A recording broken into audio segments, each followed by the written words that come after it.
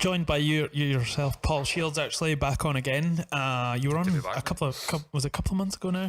Fuck knows, man. Maybe October or something. Yeah, okay. So you were just talking about you're going to have someone on your podcast, which is Rebel City. For the people that haven't listened to the last episode with Paul, he's a podcaster himself.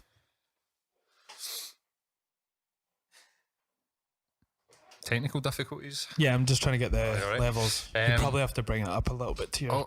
Sorry. That's alright, man. It's not as fancy as your place where it's all under the ground bunker and you can record your podcast without any sound bleeding in.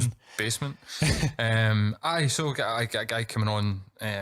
Should be an interesting podcast. I think this will be the first time that I've had somebody that I fundamentally disagree with their outlook in life. But I think like having an interaction with a guy on Twitter, seems like a nice guy. And he seems to think that I'm a nice guy as well because I'm not just... Why is he in for a rough time if he thinks that? I know. That's your opinion. He's making a movie. I mean, I don't know if I should say the name of his movie. I doubt he'll see this. But is it like a legit movie or is it? Like, he's got a crowdfunding thing going, and so is everyone in their grand though? Yeah. No, I could crowdfund to get a porno made of myself. Well, not starring me, obviously. I don't know if you would need to do crowdfunding to do that. You get the setup right here for it. No, but pay someone else to play me in a porno. Yeah, probably need to do that. I'm just trying to think. He's caused a wee bit of controversy. I mean, I was just wanting to look at his Twitter there, but he doesn't have a lot of followers, but he gets a lot of interactions because he's one of these people that it seems to be that he thinks that there's some sort of like white male genocide happening in the West. So he's pretty much on the side that there's a lot of man, and especially white male hating going on in the world. Is that where he comes from? Mm-hmm. He had a nice reaction to the Gillette advert. So yeah, that was something I wanted to bring up actually on the show, but I'm sure what was your think? I don't know. It was a strange one. Everyone just was... there was a lot of people that I know that class themselves as feminists posting it. But essentially...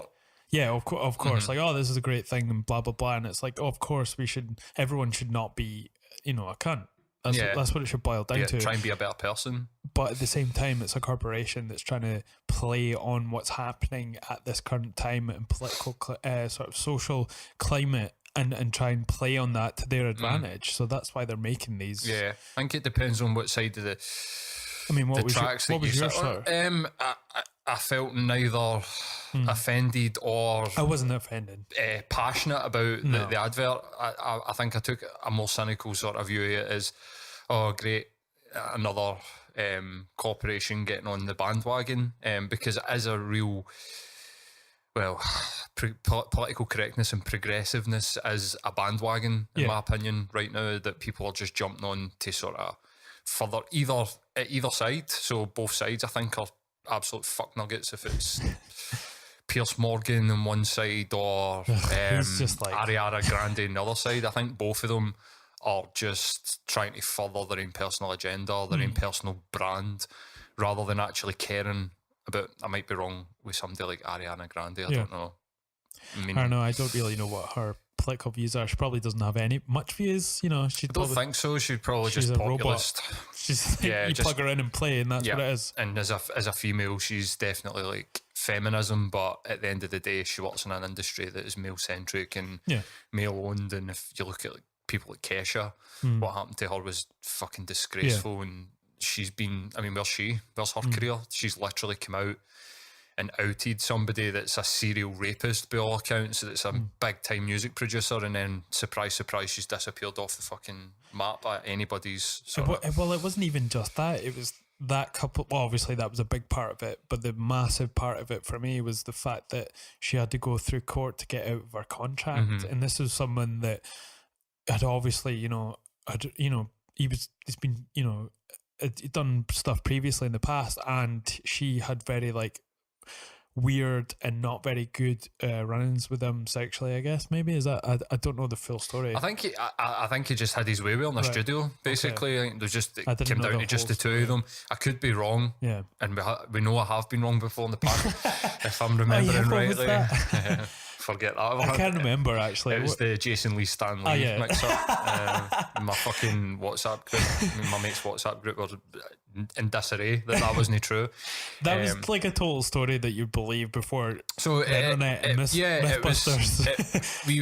Me and a group of mates were big into weed when we were teenagers and in our early 20s, and still am now. Don't hide the fact I smoke weed, but we were mad into Kevin Smith's movies, and I had a mate in particular that was into comics and the sort of, whereas I wasn't really into the comics, and he had told us this story. Well, they're father and son, so I just believed it. So this is like maybe 99. Terrible. And it's just one of the things that in my group of mates has just went on as like fact until somebody's actually looked at the internet and went, holy shit, they're nothing to do with each other. I wonder the sort of circumference of that has been with you telling people that that's actually what it is, and there's people that have just went on their life, and probably people you don't even interact with anymore, and you've told them have that even made it to them. But back to the Keisha. Keisha. Keisha. The Quifa. Teen Laquifa. I think her name. But the political correctness thing, the Gillette thing, I took a cynical view of it. But I think that if you're a guy and you see that, and it's like basically that you should be trying to be a better person and you take offence. Yeah. Maybe you should try to be a better person. Maybe you're a bit of a prick. Do you know what I mean? I mean, there is this gut reaction a lot of people have with these type of things. Like, instantly they'll just be like, well, this is bullshit. But if you read into it more and understand it, you know, where it's coming from, there's no need for any of that to come about. And yeah, like a message, all good messages are you should be a better person. We should all try every single day to do that, regardless of sex or, you know. That's the way that I look at it. I think if you are like impacting people negatively in one-to-one interactions, you should take note. If people don't like you, or you don't seem to be able to keep friends, maybe you should. I think that's very triggering for a lot of people to think that maybe you're a bad person. Yeah. Maybe you should reflect. Maybe you should change. And we now live in a time when it's kind of like, how dare you say that to me? No, I'm my own individual, and why should I change? It's like, well, you don't need to, but all that people are saying is that maybe you'll have a nicer life if you do. But there's a lot of people on either side that don't want to face those facts that they could not be a nice person. And that's when people get into heated debates. I think people get on their die on their sword when it comes to certain issues that they might not actually care about in their life, but because it would they would have to look at themselves and reflect and actually make themselves a better person. That's what triggers them. Yeah. Like you've nailed it's not the actual issue. They don't want to have to think about times or things that they've done that they don't like, because then that makes them feel anxious because they don't agree or they don't like that they've done that. And so that triggers this emotional reaction of, how dare you? I mean, the reaction to the vegan sausage roll. Do you know what? Piers Morgan's a fucking idiot. It's mind-blowing though. I mean, if you... Did you see him like bulking in his mouth when he was on, what show is it he has with that lady who used to be on the Good Morning Britain, Susanna Reid. Highly attractive lady. I was going to say I'm a wee bit in love with Susanna Reid. Me too. I grew up with her. She sold her soul in the morning. Fucking devil. Yeah, I remember. I can remember BBC Breakfast being like a staple when Susanna Reid was on it. Don't turn it off. It's not finished yet.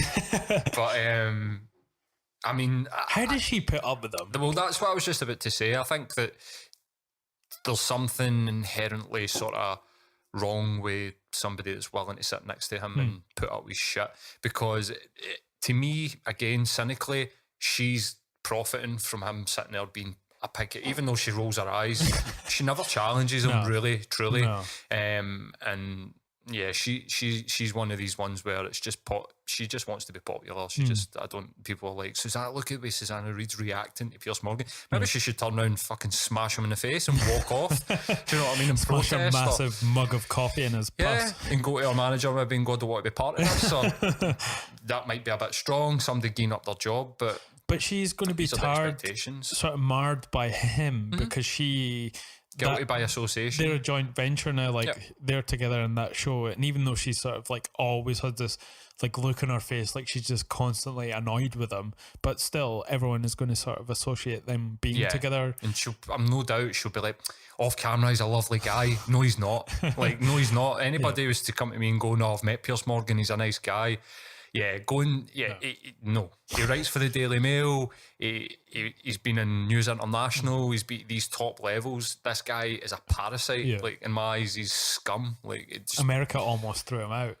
Yeah, and that's the interesting thing, William. He proves his point because he goes there and he's a liberal, and he comes here and he steps to the right, and there's no empathy or emotion in what he says. It's all very, when he's in the UK, it's all very like man-centric and masculine, but when he goes to America, he flips it because he knows he really can't compete with their sort of hyper-masculine personalities that they've got in America. So he takes a different stance, and he starts to emotionally blackmail people on his show. I mean, I watched when he was talking about guns, and we spoke about guns last time, he was talking about the gun issue, and he'd said to somebody... Is that when he was debating on his show with... Was it Ted Nugent? He was actually having a debate with... Well, this one wasn't Ted Nugent. I love Ted Nugent, I've got to say. No, for any other reason that... he's... Music's awesome, though. I went to see him once. He gave free tickets into the Virgin Megastore when I worked there, and he was playing in the ABC, and he came out with a crossbow, and he... In Scotland? Yeah, and he's... one of his bass player held his bass up and he shot the crossbow into the bass, and everybody was like, whoa. But then he turned round and pointed at the crowd, and half of the crowd ducked. And I was like saying to one of the guys that was with me, why the fuck's everybody ducking? Surely they're like, if you knew Ted Nugent, you'd be ducking when he's pointing a fucking crossbow at you, because he might just fucking fire it off. But. I think crossbows are like extremely illegal in the UK. I think bows and arrows are seen as less of illegal than crossbows. There seems to be something that's a bit more sort of nefarious about it. Because dangerous. It's almost like a repeating bow and arrow, you know, because you can just like use them. Dangerous as fuck, man. I mean, I bought one, but maybe going back about 10 years ago, and I shot it once and I put it in the bin because it scared the shit out of me. I set up a wheelie bin, shot the wheelie bin, and the bow went right through the fucking wheelie bin, right through a fence, right through a shed, and then eventually like landed somewhere in somebody's back garden. I found it. I was like, that's went through a bin, 2 fences and a shed, so that could definitely kill somebody. And I mean, I think it's even been seen as being on par with some big things for changing actual warfare, like because it's almost becomes like a revolver, because you can start I think you can start to like what was it? You can change the arrows quickly when you're shooting them, whereas with a bow, it's like, you know, you have to be able to pull it back. I think the single load ones are all right. Yeah. I think it's when you get the ones that repeat, the repeater bows, I think that you can't get them. The ones that you see in America and people are holding them, they've got loads of bows, so it just keeps on loading and keeps loading. But he was speaking to some guy about guns, and basically he was like, if the guy was talking about his liberty and his freedom and blah, blah, blah. And he said, if I brung you the victims of such and such massacre, Sandy Hook, you were to stand in front of them, would you say that to them? And it's kind of like, who are you to be emotionally blackmailing anybody, mate? Like, you fucking kidding on? I think that was one of the debates. He went too far for the American public anyway, at least. And he was just sort of like, he came back to the UK, he wasn't wanted there anymore because he was just going too extreme with it, I guess. But it doesn't feel like he's been genuine on either end. No. You know, when he's on the TV fucking bulking because he's had a vegan, Greg's vegan sausage roll. It's just, it doesn't seem real. Like there's no real genuine bone in his body when he's doing these types of things. Nah, I don't believe it either. And that's what makes it worse for me. Because if you're an idiot, or not even just that, it's the right thing to say, but if you believe something for whatever reason and you can make your arguments for it, but you're actually being genuine, then I can take that and I can digest it and maybe even have a conversation with you about it. But if you're just virtue signalling for the sake of this is going to be good for my Twitter followers, or this is going to be great for my career, well, that's what's ended up with Trump in America, is just a sort of popular vote. Just people just going popularity contests and so they can go and fuck themselves as far as I'm concerned. But I genuinely hate Piers Morgan. I've got a hatred for people, and I think it's what you've just said, the lack of genuineness about the guy, about his character. If somebody wants to come out, it's the same sort of thing with Tommy Robinson. I don't believe him. No. But I do believe... But there's a lot of people that do, which is kind of scary. Yeah, which is... Well, I understand it. I've got to say, I've been thinking about this quite a lot recently. Can I just sort of preface what you're saying? I don't know if you're going to come across it or brush across it, but I think Glasgow has more of a relationship with him slightly than Edinburgh does. Yeah, maybe. I mean, I'm a Catholic. I was raised a Catholic, and I'm also a socialist. Maybe.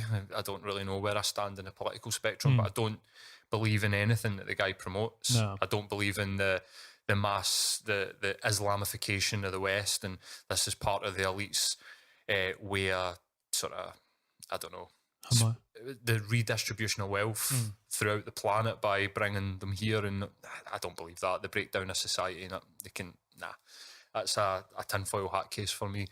What I do understand is why a young working class guy sitting that's probably not very good at school and can't get a girlfriend and sitting in his bedroom, the only thing he's good at is Call of Duty, all of a sudden here's a guy speak in a way that he understands, but also saying things that he feels. Yeah.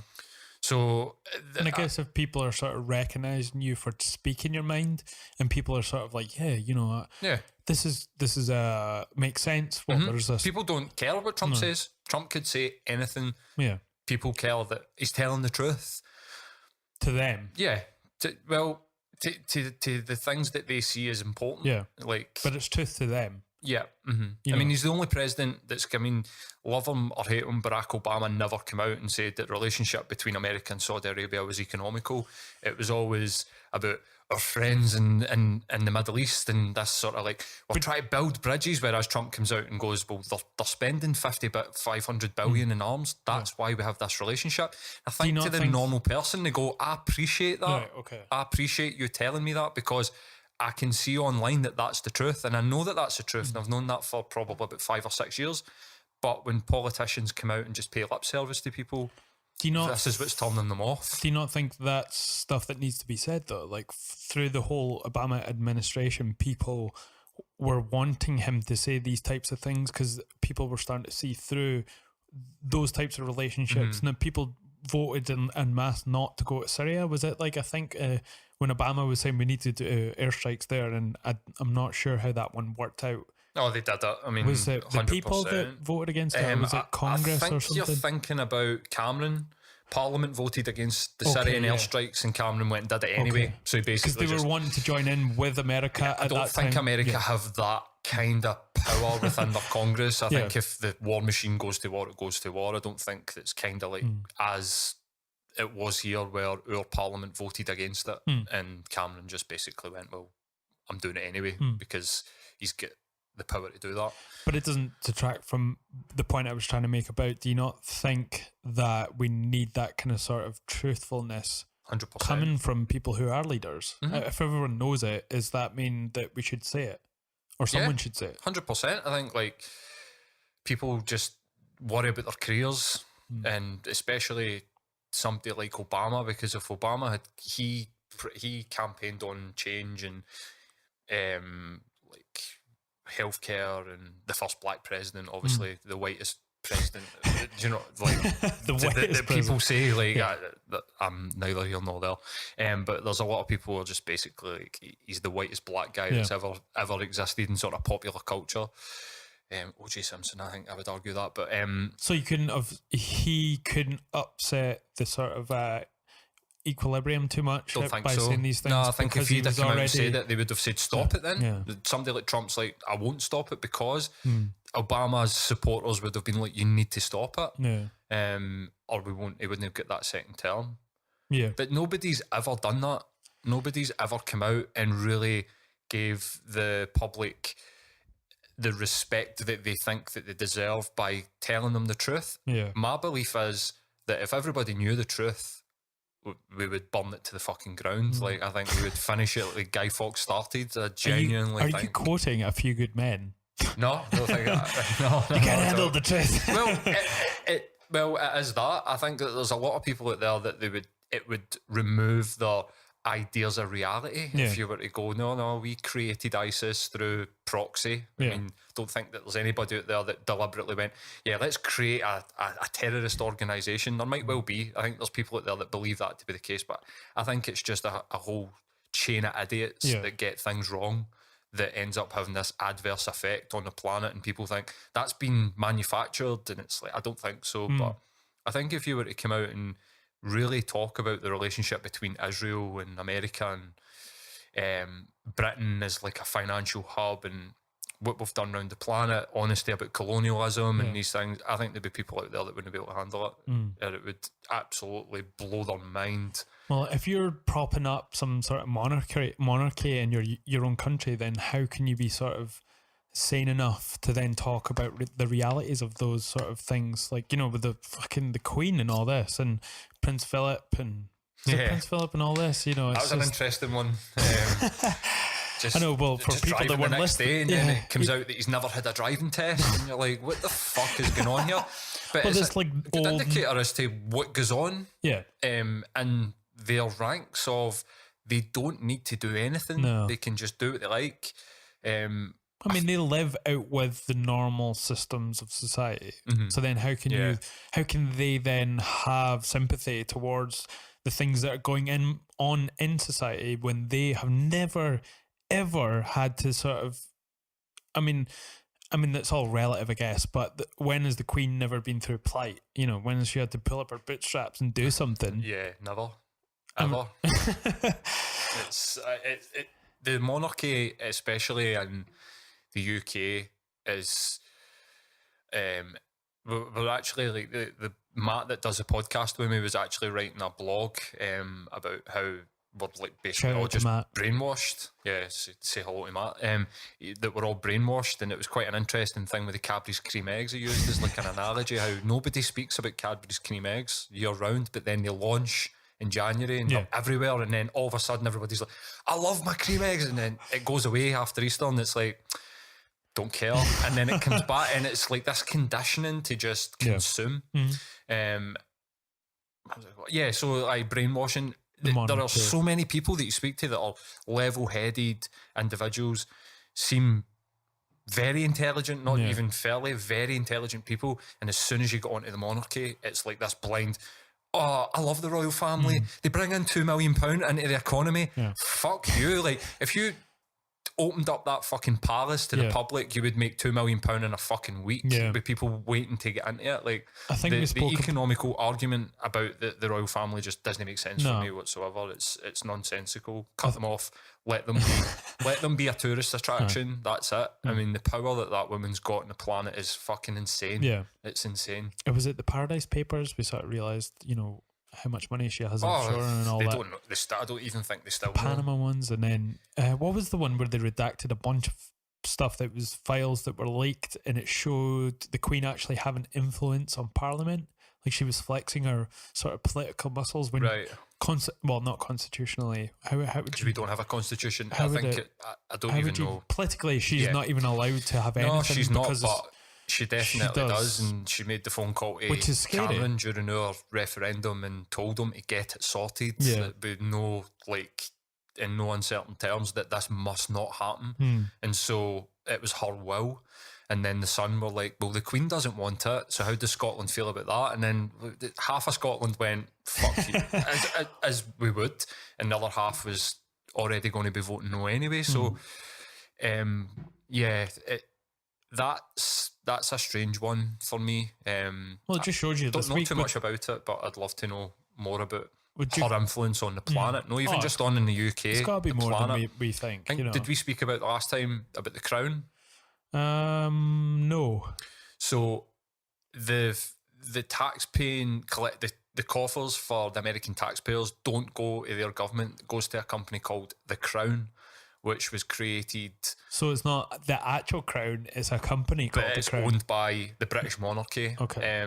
And the British, I believe that this is all like in conspiracy theories. So you can't really get. I mean, the company exists. The money goes to them. There's a good documentary that I watched about it. About basically, where does the American taxpayer dollar go? And they just talk about the Crown, and I was like, oh really? The Crown, that's strange. When was that incepted? And it was all like when the Fed was incepted, this company called the Crown was incepted. But if you believe the conspiracy theories, it's basically the Dutch, the British, the French royal families that divvy up, and it's debt. So they're all in cahoots Well, they're all family. Okay. You know, making fucking cahoots. I mean, they're all interbred, and same as the Russian Tsar, and he was the First World War was basically cousins squabbling between the German that's one of the strangest Chancellor or something like that they were called. I can't even remember what the head of the German monarchy at the time. He was first cousins with the British King, and the arms race, that was the remember that for school. But basically it's cousins that just decided, like, let's see who's, I mean, are they kissing cousins, you think? No. Well, maybe their wives. But it's kind of like the Saudi or the what went on in one of the UAE islands, no Bahrain, not Dubai, but one of the other like sort of affluent areas in the Middle East where they just had the race to see who could build the biggest building. Yeah. And somebody spent like $5 billion on this build. It's the same thing except with warships and armies. Yeah. That's what went on, and it was a family squabble that ended up with millions dead. Fucking hell. So you think about it like that happened the last 100 years. Yeah. I mean, there's a lot of stuff that's happened that, I mean, even just like the Queen's actual name, is it Saxburg? Which is like German, like it's not Windsor. Bravian, was it Bravian or whatever? I think it's Saxonburg or Saxburg. Yeah, but the part of the planet, it was, it's part of Germany now, but it was Bavaria. Bavaria, which the Rothschilds came from, and so there's so many influential families that came from this very, very small part of the planet. Do you know? Supposedly, now this is I don't know if I've told you this before, but I've certainly spoke about it on the show. Do you know the Queen is actually wanted in Canada? Yeah, for child trafficking, sex trafficking, or something stupid like that. Supposedly, Prince Philip took a bunch of school kids who were on over from, I think they were even North American, like Native American, and they were kids that were brought over to London. And they went on a picnic. I think it was in the 60s. And these kids... Oh, was it as far back as that? The 60s, yeah. Right. And I don't think the kids made it back. And there was like 13 of them, and they don't know where they have gone. And supposedly there's a warrant for the Queen, and it's been issued. Right. And I'm not sure... Doesn't it surprise you, man? Like, well, it doesn't surprise me because Jimmy Savile was closely connected to the royal family. The Queen brought him in to be a relationship counsellor between Charles and Diana. Then Rolf Harris was the official royal portrait. All right. Okay. So there's a lot of connections to Yeatree. Okay. And the British. I mean, my vibe is, and a lot of people will say it, is there's this sort of like deep rooted sort of like pedophilia feeding. I've spoke about something similar before, but it's like everything's sort of feeding this ring that's going on in the sort of backbone of the UK. Do you think it's real? But there's certainly like parts that come to light that would obviously. Yeah, I think that if you look at, I wouldn't call it smear because it's real and it's true. What goes on in the Catholic Church, or what's went on in the Catholic Church, goes on in every society, every established organisation, try to find the word, but universities, army, all of them have got this seedy sexual element to them. I mean, if you look at like the Skull and Bones in America, the Yale? College, Yale. It was started by George W. Bush's granddad, Prescott Bush. So they started that society. They dug up Geronimo's bones, so that's why they're called the Skull and Bones. So is that the Native American guy? The battle. There was a famous battle between the American the colonials and Wounded Knee. That was it. Yeah, and he was killed. He was like the head, sort of the leader of the Native Americans, and they killed him. They buried him. They dug him up. Yeah, and that's where they keep his remains, is in this sort of male-only social club. Part of their initiation is that they get raped in a coffin. So they get made to sleep in a coffin. No way. And they get made to give blowjobs to the established. You ever seen Family Guy? Yeah. Family Guy. The episode of Family Guy where Carter tries to initiate Chris and they get down and it's...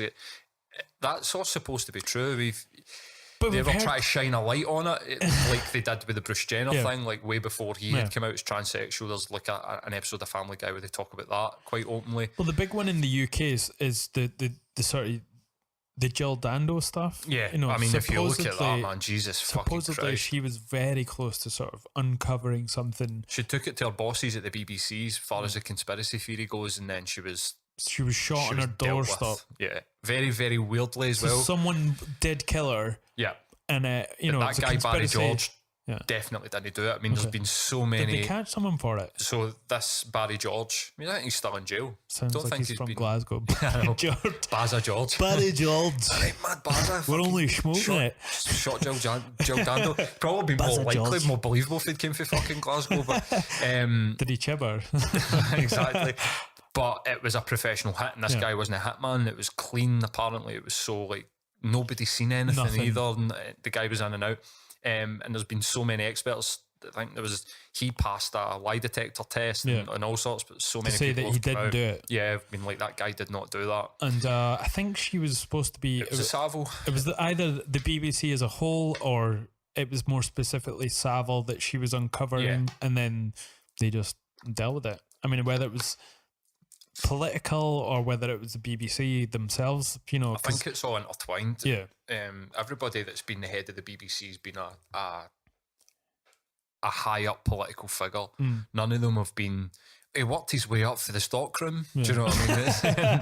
Now he's the chief executive of the BBC. It's all like ex leader of the Conservative Party, ex like this guy, that guy, major donors. That's part of the. Owen Jones had a really good book called The Establishment, and he talks about the revolving door of the establishment, where the guys like Jack Straw, I might be getting that wrong, but he was like the defence minister under Tony Blair. That name, that was part of that Labour. He then sat on the board of an arms company as soon as he retired for politics, and surprise, surprise, these guys were getting all sorts of contracts during the Iraq conflict and stuff. Like the guy that was at Halliburton, the guy that owned that. George W. Bush. Was it like Rumsfeld and all that? Yeah. George Bush Senior's a major shareholder, John Major. So they were going into these places in the Middle East, just totally annihilating them through government and then their own contracts. This sort of takes us back full circle to Tommy Robinson and Farage, where... I like how you pronounce that there. Farage. Farage. Almost like Sean Connery. Farage. Shoot him in his face. Well, they talk about this deliberate like migration of millions of people for the Middle East, and you're kind of like, no, I think that might have been us that caused that. How can we now then turn around and be like, we don't want them here? It's like, I know that fucking, they've used your money. And I think that, well, we've displaced them and then we just don't want them over here either. No, my back garden. I genuinely, I'm beginning to believe that as a society we will be judged harshly. I mean, you look back to, and it's always the place where we look back to Nazi Germany, and people go, well, it was propaganda. We've got all the fucking information out there. Like, I know what's going on. How do you know what's going on? I think maybe 100 years, if we don't win this current war, because this is a war that we're at, because the historical books will be written by the people that won the war. If we don't win this, people will look back and be like, what the fuck were you doing? Like, why did you not think what was going on was wrong? Well, hindsight's a fucking motherfucker, you know. A lot of people in hindsight would have said, I mean, that's why Hitler was, you know, seen as Times Man of the Year in 19 whatever, you know, and people just assumed that he was a great, fantastic guy, and he hid a lot of it. And then it's like little tiny steps to that kind of regime that eventually lets that regime come into power, like tiny little steps. And that's the way he did it. Like, he worked up to putting Jews in concentration camps and everyone else as well. And that's how it eventually happens, and you just don't see it coming. There's a good conspiracy theory involving the royal family, and well, obviously they were Nazis. I mean, uncle advocated and moved to France under Nazi occupation, and he regularly visited Hitler with his American girlfriend, which I think I've heard of that one actually. Yeah. Well, apparently Auschwitz, and this is wild out there, and if somebody was like, "Do you believe this?" I don't believe this to be true, but it's fun. It is fun, and also when you look at it put together, you're kind of like it does make you question that it was a way of getting Polish coal, and it was so another resource that we were going and just devastating lives to get to this resource, and that the money came directly for the British royal family to fund the train tracks and everything that took them in to Auschwitz, and that the final solution was basically a way when the Red Army started to make its way towards it, they just went, we need to cover this up. We can't leave any sort of trail back to Britain, France, Germany and America, because it was all funded by I mean, the CS gas canisters came for United Oil. Yeah. Wasn't there some imported input, from America? Wasn't there some input from Jewish-owned banks in America? Well, I heard. I don't know if Rockefeller's a Jew, but he used the hard J word there as well. You know, is that politically incorrect? No, it's always like, as soon as I hear it, it's like triggered. But there's nothing. Apologise, no. There's nothing to be triggered by. It's just like, you know, when people do the hard one, it's like he's a Jew, and you're just like, but it's okay. But yeah, definitely the Wall Street funded. It, so I read a book where they lay it out that the Bolshevik Revolution in Russia freaked the fuck out of every rich person anywhere in the world.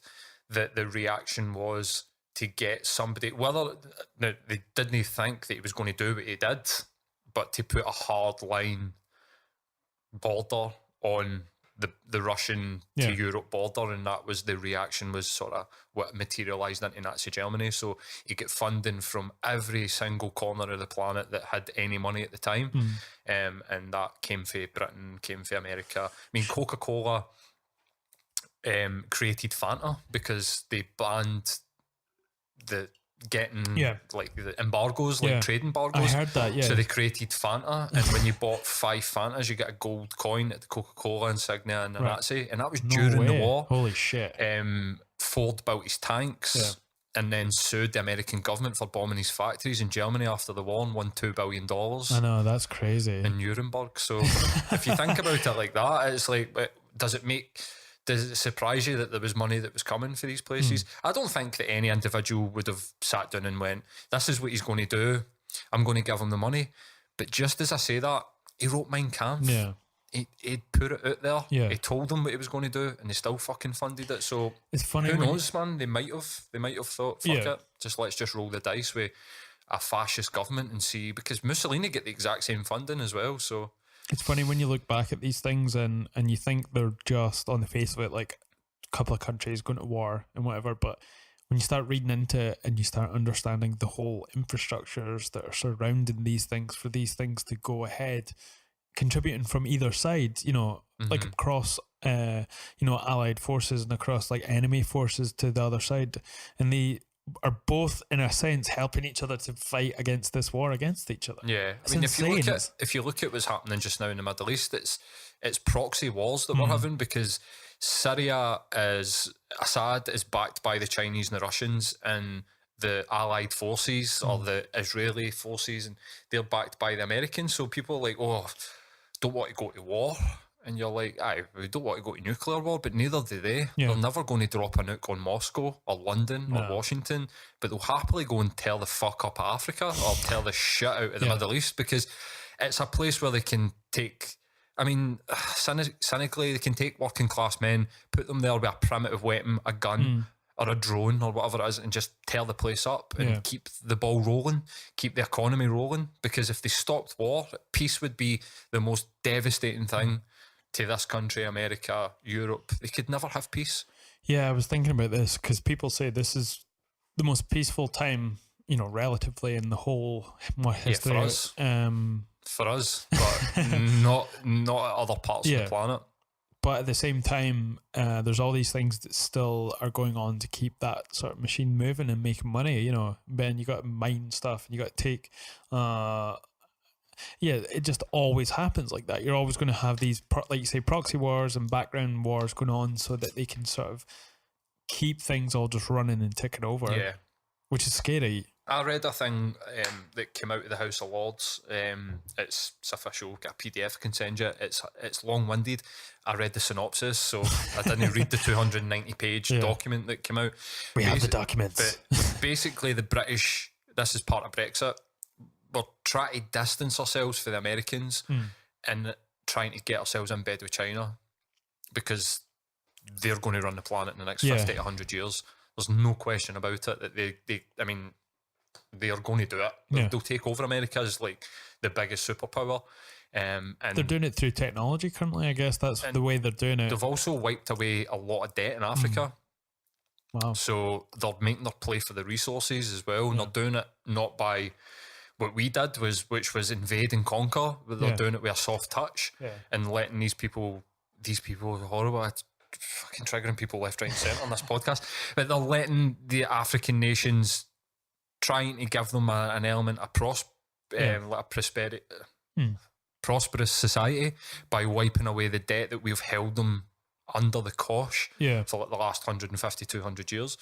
Because if you look at it in like a sort of Bitcoin, if you look at the economy of the planet in a sort of Bitcoin way where everything needs to check and balance with each other, and if you look at I don't know if you've ever heard anything about the third way that was created. It was Gaddafi that came up with it. And this is the whole reason why this guy was killed. Well, Gaddafi. I thought it was because they changed the currency from, was it for oil, from the US dollar, so the petrodollar to the they changed it to, what was it, the Chinese yen? It will either be the ruble, the yen, or the euro, because there's only four. There's the ruble, the yen, the euro, and the dollar that you can trade in oil.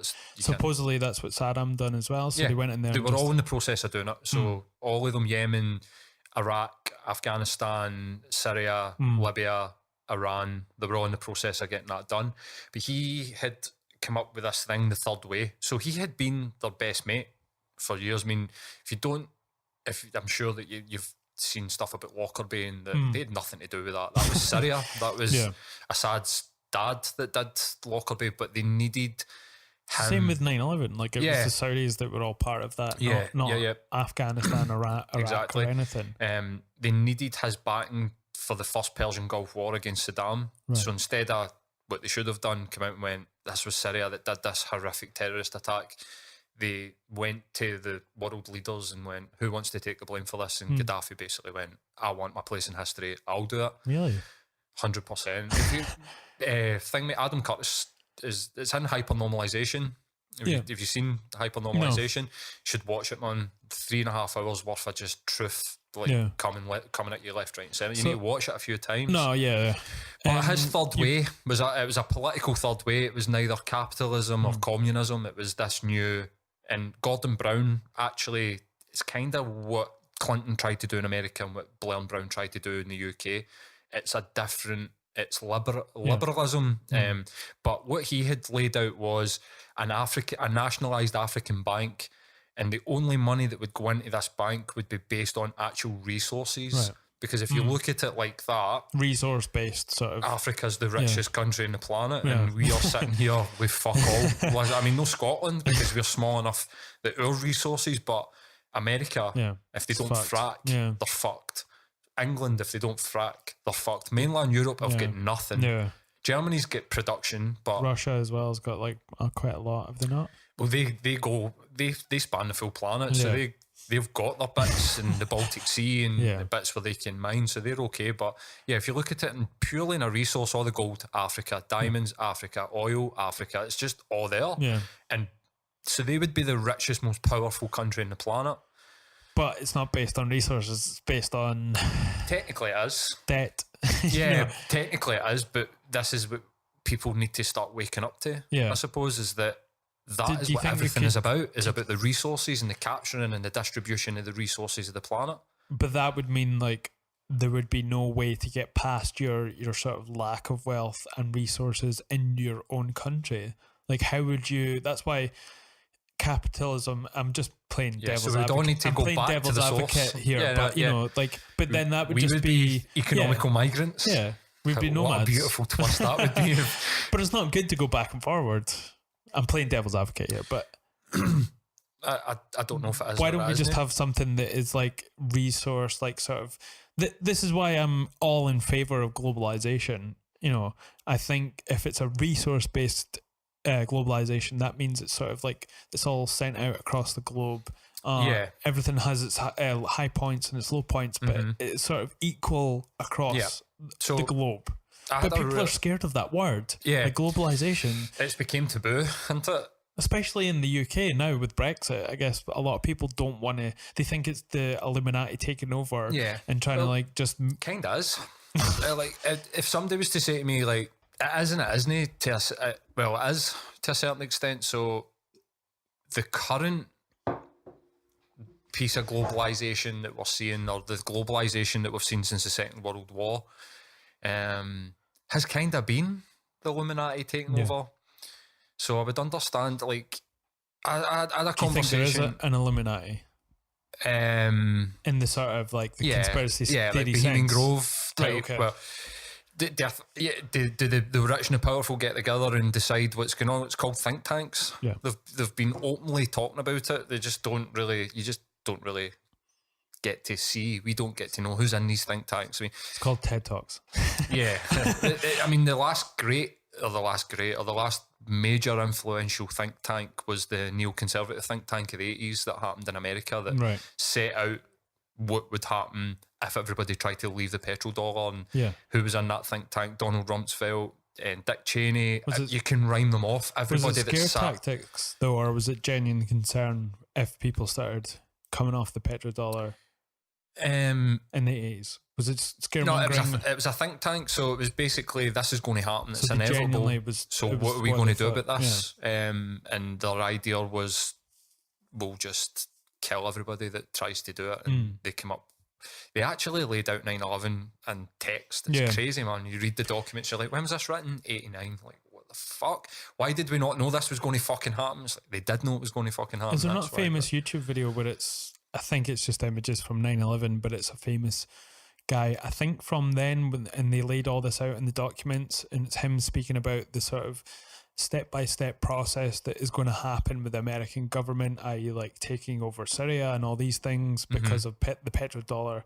I think that's that guy from one of the guys from that think tank, I think, but it's a famous video. They're talking about it because they used to speak about it in terms of like, we think this might happen and blah blah blah. But so the rich and the powerful definitely get together. So there is definitely Illuminati. Does it go back 200 years to Italy and Bavaria and I don't know. Yeah. I don't know. Is it part of the Black Hand gang that killed Franz Ferdinand to launch the First World War? I don't know. It's like a lot of these things. There's probably going to be some truth in it. Yeah, and there's going to be a lot of dog shit in it. Yeah, like definitely. There's a but whole lot of stuff. Imagine all the stuff that is conspiracy theory. Imagine just the nuggets that are actual truth. I wonder what it is, because that'd be amazing. Just if you go back, this is I say to people conspiracy theories because if you go back.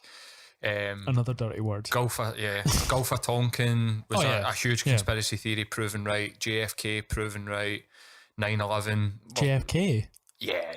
Well, they know that it wasn't a lone gunman. All right. Like so, what the official narrative? They don't know what happened. Yeah. Same as they don't know what happened at the Gulf of Tonkin, but they do know that what was reported in the official narrative of the US government wasn't true. It was just a smokescreen. One of the scary things, just to bring it back to China, I read an article and it totally surprised me because you're not hearing anything about this. And it is like there's supposedly 1 million Muslims in China that are held in the detention center, and China are like actually going through the rest of China and actually bringing them to this one detention area and holding these 1 million Muslims. Wow. No, I did not know that. That's an insane amount of money. So China is facing growing... This is in the BBC website, BBC. Right. Buried somewhere. China is facing growing criticism over its persecution of some Muslim minority groups, huge numbers of whom are allegedly being held in internment camps. In August 2018, a UN committee heard that up to 1 million UIGHUR Muslims and other Muslim groups could be detained in Western Yangyang region, where they're said to be undergoing re-education programs. For fuck's sake. Right, so that sounds scary as fuck. But we're not hearing about it. No, well, yeah. No one's complaining about it. Yeah. Because it's some far off country called China, and it's a bunch of people that we don't really, the UK doesn't want in their country either. So it's something. Oh, no, I think Chinese migration's welcomed. Because no, I mean like Muslims. Muslims. People don't want Muslims in the UK. What kind of Muslims have they got in China? I take it they must be Chinese people. It's the UI. Well, yeah, actually, I don't know. Actually, would they be sort of that have converted to would they be culturally Islam? Muslim? I've got no idea. Is there Chinese Muslims? I don't know. I mean, they didn't have a religion under Mao and the Communist Party, but I would imagine that's a good question. Actually, Muslims in China. I don't think they would allow them currently, to Muslims are a migrate. minority group in China, represent between 0.5% to 1.8% of the total population. Their population's a lot of people, though. According to the latest estimates, 1.8 is a big number, though. Yeah. Though high Muslims are in majority overall, the greatest concentration of Muslims, Islam in China. I'll see if it's actually people who are Chinese. Yeah, I think if it's 1% of their population, I don't think they allow that type of migration into their country. So I think that there will be just a very small amount of Islamic Chinese people.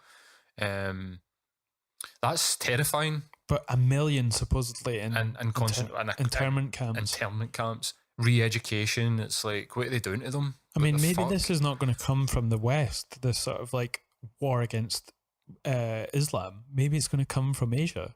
Because Japan don't tolerate anything like that in their country. I think there's not even a speakable population of Muslims in Japan. In China, they don't allow Muslims in Japan? No. But they allow Christianity? Yeah. Well, they've fucked it already, haven't they? Religion was a crime against communism. They recognised under Mao and Stalin that religion would be their biggest enemy, because it allows people to believe something different from what they're being told. Yeah.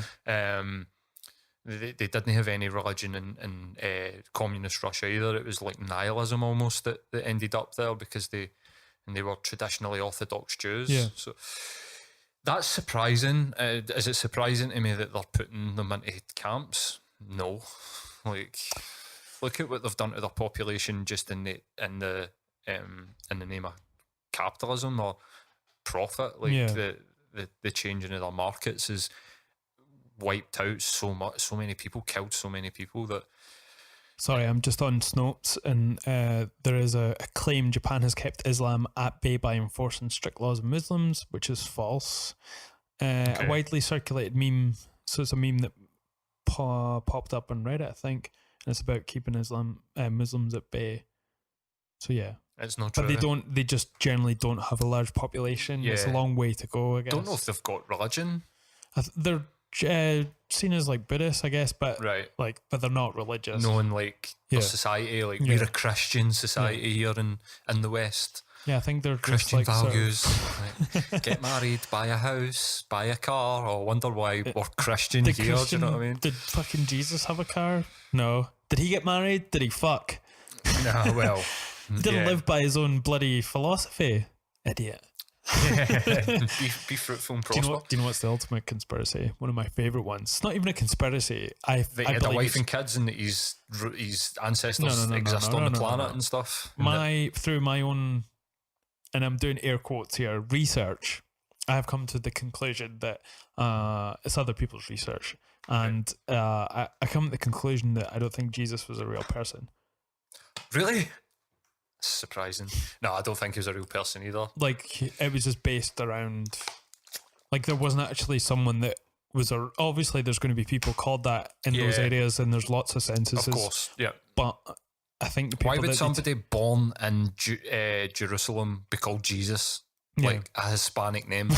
Why would that, like, or is that that's where it comes from, because they're Catholic? But that's where Jesus comes from, is Jesus. Like, that name got to the Latin countries. I just thought that through my head there. I was just thinking, a bit stupid. That's why they love it. But what's the origin of the name Jesus? Or is it not? I remember reading up on this. If you look at Horus, like the Egyptian, one of the Egyptian prophets, Muhammad, it's the same fucking story getting told over and over and over and over again. Well, the way I understand it is Joseph was like a proto Jesus. They tried to his dad. Mm-hmm. I'm a Catholic, mate. What the Jewish religion tried to do was fulfill like these prophecies that had been made, and they initially tried to do it through Joseph, but it didn't work somehow. So then they eventually went on his kid, to Jesus, but his kid, and then they were able to retrospect, change it so it fit in with all the sort of prophecies. Right. Doesn't surprise me. I mean, the King James Bible, the first Bible was what, 150 years, maybe even more, 250 years after that he was supposed to be about. If you think about it now, one guy in the Middle East that had 13 followers, 250 years ago from today, we wouldn't know fuck all about him. How is it that some guy 2,000 years ago that it came to prominence and they wrote a book about him 200 years after the guy had died? It's just... Oh yeah. Okay. So Jesus, the name is masculine given name derived from the name Jesus, and it is Greek. The Greek form of the Hebrew name Yeshua, which is Yesua, and at its roots lie in the name Yeshu, and its etymology is related to another biblical name Joshua. So it's quite similar to Joshua. Right. And a mixture of Greek mythology of masculinity and Joshua, like a prominent religious. Yeah, just call him Jesus. I don't believe that he existed either. No, there's I mean, I've gotten a lot of arguments with people. Well, they've gotten in arguments with me because it just, even if you're not Christian and you don't believe in religion, it is sort of a shocking statement to hear, because the sort of the sort of preset to that is always, oh well, there's probably someone called that and he wasn't supernatural in any way. He was just, had a bunch of followers and said philosophical things. Sleight of hand was fucking top notch. Like, he had good philosophy and all this, and this is why it's all based on that. But to say to people that it was someone that just didn't even exist, that was created. Even if you're not religious, that is challenging for a lot of people to sort of swallow. Like, people look at me like I'm just like a childish conspiracy nerd, Yeah. And it's like, no, like, I'd have thought that there'd be more accepting atheism more now, or somebody. It's like Christianity, it's like hard to not, even though you see yourself as atheist, you're still culturally. Guys, do you know how old we are as a race, as like a species? Do you understand that this is something that has only been about for 2,500 years? How can you be like, that's the be all and end all? That's it. Yeah. They nailed it. It's like, come on, get a fucking grip of yourself. Like, culturally, we are Christians. That's how our society's been brought up. Definitely, so like Christian value base. Definitely, and I don't think there's anything wrong with that. No, I'm just saying, like, that's why, even though you consider yourself an atheist, I'm talking about the royal we, not we. Mm-hmm. That is still just going to shake a little something deep in your bones, about your theological bones, about saying there was no Jesus. Yeah. I mean, if I'm the opposite of that. I've sat down with people and went, explain to me why you believe it. Yeah. And it's that I find that's shocking to people. I had a conversation with a dude. He's such a nice guy, and I found it shocking that he was a fundamentalist Christian. And I sat with him one night and just went, listen, I want you to explain it to me. I'm not asking you to convince me. I just want you to explain to me why. And if your only reason is because, then I think genuinely you need to think about that more deeply. If it's just because the Bible says it and it's old and it's like... I've got a friend on my Facebook. Well, he's not really a friend. he added me, and I know him through my old work in Canada, and he thinks he's Jesus, like genuinely thinks he's Jesus, and like every day is talking about the faces of God on the earth through like a GPS. Like he'll like look at Google Maps and all that, and look at different places in the planet, and he'd be like, well, this is my tattoo. He's got tattoos, like shit ones, terrible ones, right? Okay, and he'll find them in Google Maps somewhere, like a like topographical area, and be like, look, it's exactly my and link it to Bible quotes, and he's saying he's like God and all that. That's strange. I know. And he thinks the Shroud of Turin is real as well. So what's that? You never heard of the Shroud of Turin? No. Supposedly, a photograph, one of the first photographs, and it was a shroud that was put over Jesus after he was crucified, and somehow his negative image was imprinted onto the shroud. Oh, right, okay. But it came out as some sort of like fake in the 1500s. Right. I'll show you the picture of it. So it's been confirmed as being bullshit. There is a bit of weirdness around it, but I think there was a practice later on in sort of France, and it was about sort of putting new fibers. Like it was a technique to weave new fibers through it to keep things longer, because eventually these things will just like deteriorate. So the French came up with some weave thing that they were able to put new fibers through. So that was something that was seen as not evidence. Like that's where the 1500 register came from. It wasn't because it was from like the piece they had was from the year zero or whatever. Okay, but it's bullshit. Fair enough. Shroud. So, I mean, there's no doubt there's some things that can't be explained. Like I'm not. Sorry, I'll show you this. So this is the actual image of it. So that's the front there. You see it. So it's the one next to it. That I think that's is that the actual image? I think that's the back. Or no, yeah, that's what. So this is what the one that's been proved to be bullshit, and that's what it actually looked like. Maybe. Yeah, maybe. Could be, or that could be the back. You know, maybe they were like wrapped around in it, so that could be his back. Yeah, and that could be the front. But it's like, why would it? That looks like I mean, if you think about it, that looks like one of the Knights of the Round Table or something like that. I mean, that doesn't necessarily need to be Jesus. Well, Jesus wouldn't have been white. And that's a white guy, so it's not Jesus. Straight away, it's like, yeah, that's somebody that's standing in the background or something like that. But it looks at it to me. I mean, that looks like a guy standing. Yeah, exactly. That's what that looks like to me. If you hadn't told me that was related, that the piece was related to Jesus in any way, I wouldn't say that was Jesus. I'd have said that was like some sort of like Knights Templar. But have a little look at it, like cool, do some research. Theory, it's a funny one. It's a good one to sort of listen to. But yeah, it was sort of seen as a fake. My own sort of like ideas on. I'm a very spiritual person. Like, I enjoy the odd hallucinogenic and different consciousness states and meditation and these things, but I wouldn't say that I'm an atheist. I think that there is something within human beings that is higher, that I don't necessarily subscribe to. It's all mapped out in front of you. I think you need to make the right decisions, but I believe that I don't know where this comes from. Maybe my DMT trips. I believe that we are all part of some sort of consciousness that exists with the physical world, and that we feed into it. And I think this is why we're seeing mass anxiety and it's almost like when people say it's a generational thing. I think that we affect each other, in a certain way. That if I'm.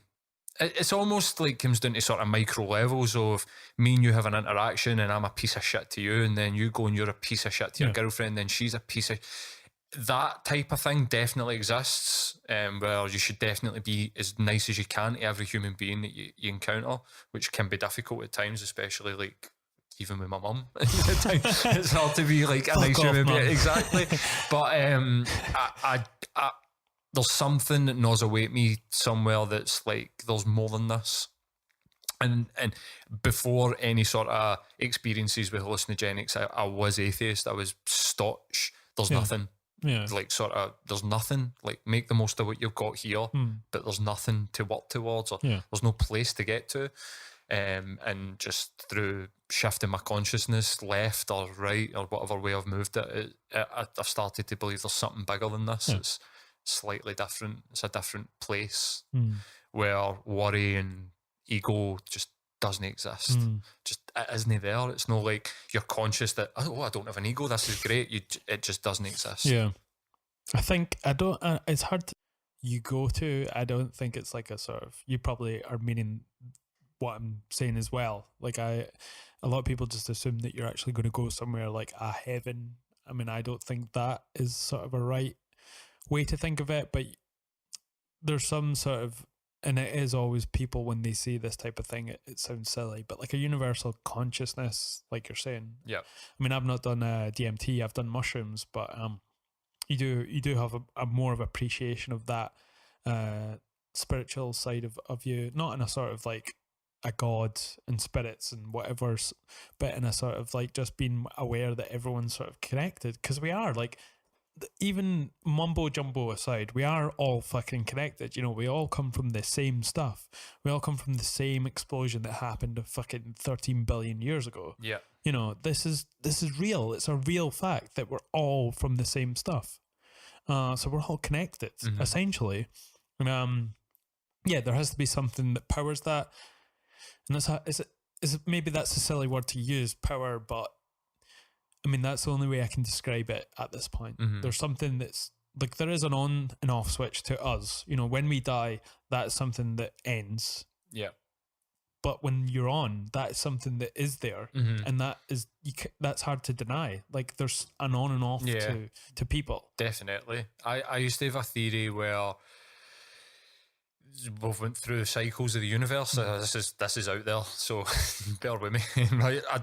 Again, it's one of these things where people are like, you can't believe that. Like, I don't believe it, but it's just something that I've thought and quite like, that the cycle of beginning and end, that we are here to end that.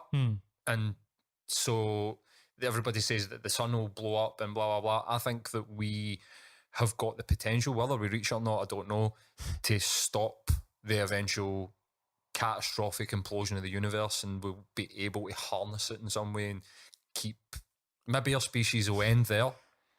But I don't know, but this was just an idea that I had, that we're here to figure out how to stop that from happening. And if we can do that, we'll all transcend. It will be like the, but do you think that's the rapture? Do you think that would happen though? Do you not think that everything has a beginning, and everything in this whole, and all the history of the universe, everything has had a beginning and always will have an end?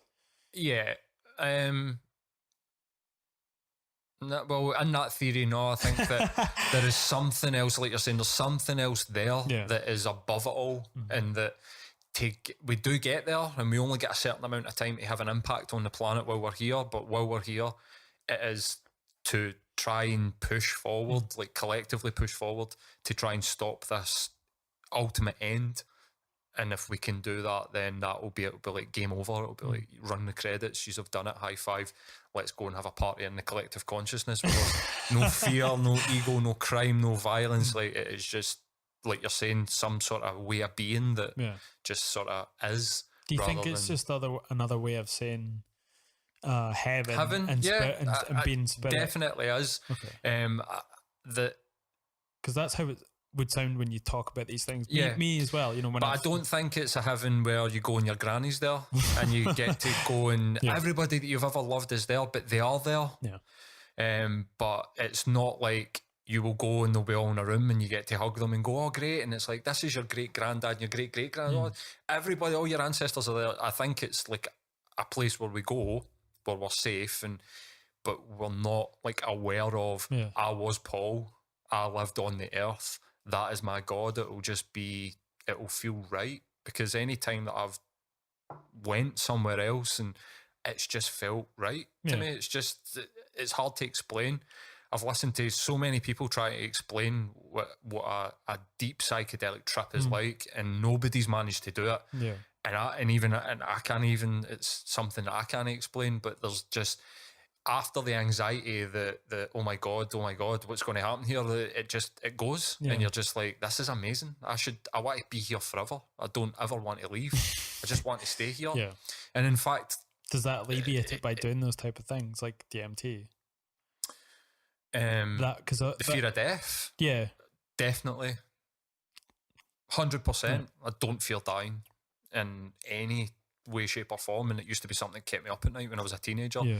So again, I was a Catholic. I was raised in that sort of like Catholic guilt, God fearing, heaven and hell, and I genuinely would sit at night and go, I wonder if like my dad will go to hell and will I see him again, and my gran, but where's she going? Is it alleviated completely? And somebody out there might be like, fuck off, like I genuinely do not fear dying, and it just doesn't bother me anymore. Terrible thing that an institution can put that fear into a child, you know, being deliberately as well, so stressed out and so fearful that your parents, you know, when they die, am I going to meet them? You know, is this all going to be, you know, if they've sinned or whatever, then we're not going to meet up in this afterlife. What's your heaven going to be like if you lived in a family full of sinners and you go there, it's just an empty box and it's just you? It's like, how happy is that? Or it'll be like South Park where it's the Jehovah's are right and everyone's wrong. I mean that's something that might sound, I mean, after the conversation that we just had, might sound daft. I'm completely open to them being right, that the Bible's right. I'm totally open to it. Okay. Completely. Okay. Because I don't know. And if for you go, I don't know, but I don't think. It's like, well, why don't you think? Where's your proof? If I'm sitting down with somebody going, explain to me why you believe in God and Jesus, and they're like, just because, and then they go, well, why don't you? And I just go, well, just because. It's kind of the same ignorance. I've always just said to them, look, I'm open to it. Yeah. I don't know, but I like what I've experienced, and I'll tell you my real life experiences, and talk about DMT and talk about these different bits and pieces, pineal glands and the references to it, and Catholic Church and the acorn and how that's prevalent. No, the acorn, what's the brown thing that comes off of trees? No bark. Chestnut. Like, oh no, no. Like it's like this. It's beautifully designed. A brown thing. Yeah, like see when I pull this up, you'll be like, fuck. I also see you've got a Celtic wallpaper on your phone, mate, as well. Terrible choice. Mad Celtic fan. Yeah, you got to be mad to be a Celtic fan. Like, explain to me how that was. I just mean football in general. So I had heard you did you say something about football and how you were against it, and was going to actually ask you, may as well just ask you in your podcast, like, why is it that you're so viciously against football? Football? I think maybe I was joking. Pine cone, whatever. Yeah, pine cone. Yeah, so that is, if you go to... the brown thing, of course. Yeah, if you go to the Vatican, there's a huge, massive pine cone, and it's supposed to be the pineal gland in the brain that releases DMT before you die. So it does in rats anyway, so they think it does in humans. They've not done the studies, obviously can't cut your head open just before they're mammals. We're all mammals, so exactly. It makes sense that it could be. So football. Yeah, football. I think maybe I was joking, but I do generally just I dislike it. Yeah, I'm not like like just so against it. It just is, I don't know, like I think all the guys I grew up with at high school, they were all a bit of knobs, the football lot. Right. I was one of them, definitely. It's not as strong maybe in Glasgow because obviously there's the relationship between Rangers and Celtic, which is so like there's so much blood that's probably been spilled over that rivalry. Yeah. So growing up with that, it kind of put me off a little bit, and then I don't know, I think the more the sport has got modern, the more it's like the diving just really annoys me. I mean, if you want to look at anything, and especially in the UK or just in Europe, that has got out of control, it is football. I mean, FIFA are one of the top funders at Interpol. Oh, really? So they are just as fucking corrupt. If you look at where the World Cup goes and what goes on in their countries, it's disgusting. I'm a Celtic fan. Yeah. So if somebody was to say to me, you a fan of football? Yeah, I am, but I don't really watch a lot of football other than Celtic. And I mean, I'm a proud Celtic fan. I know that there's Celtic fans out there that are fucking arseholes and that are just into it because they're bigots, and I get that and understand that. I'm not a Republican, although I'm listening to like the Blind Boy podcast. I don't know if you've ever listened to. I think one of my other guests has been on that. I think right, awesome. What's his name? MMA fighter. Chris Bungard. Bungard, right? Yeah. Has he been on the Blind Boy podcast? Yeah, he's half Celtic. Irish or something. He's like a Celtic supporter. He's over in Ireland just now training for his Bellator fight. fight. He's been training with at the SBG. I hope he gym. fucking smashes this guy and then just gets this fucking prick off of Geordie Shore and just takes him to pieces. He's hopefully he'll fight him next. After that, I'm hoping he takes this guy apart and then gets to fight this. I mean, Bungard's been fighting for so long, and he's on a sort of level now where it's hard to shove him off. I think it comes down to just having a lot of fights and having experience, and then mixing that with the sort of like a belief in themselves now. Like he believes and he has a bit of confidence when he's fighting, so he's on a level that's kind of hard to touch. And I hope he gets this win. Yeah, I mean that'll do him a world of good. Yeah, I think he'll cement himself if he does well. If it's a good win, so I'm hoping that. I want to see him shut this guy up. I want to see him fight that guy because this guy's a fucking idiot. I mean, Chalmers. Yeah, I know. I commented on your post saying the worst thing about this guy is that he is actually quite a decent fighter. Yeah, he is actually quite a decent fighter, but I understand where people in the industry would be like, but he's been completely like coddled. And well, I've said this to Bungie, right? I said when we were talking about, I posted on Twitter when I had Bungard on the show the last time, and he was talking about is it Aaron Chalmers? I think the guy from Geordie Shore.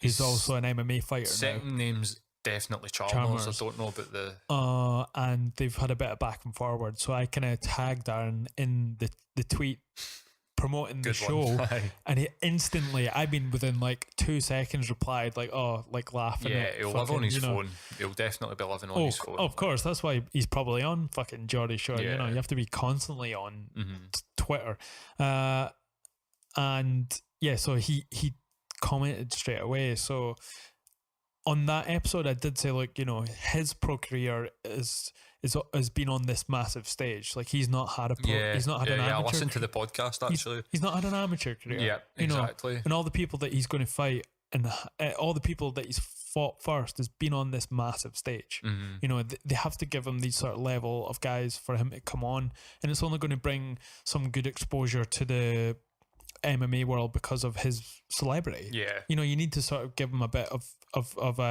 like test him a bit each fight. Yeah, what if he is brought in and fought someone like Bungie straight away, embarrass him, and then that's it. It's not going to be good. No, it's definitely. Not a good image it's for a business. At the end of the day, I know it's a sport, and sports people are passionate about their sport, but the guys that own Bellator, that guy probably draws more people than anybody else. Yeah. Outside of like the championship level guys that will have their followings and stuff. He's kind of like a sort of mini Connor on the way he draws in like a different audience to MMA. Exactly, and that's going to be for people like Bellator. It's going to be massive, and if it means their promotion gets a leg up, it's like by all means, like people that were shitting on CM Punk getting into the UFC or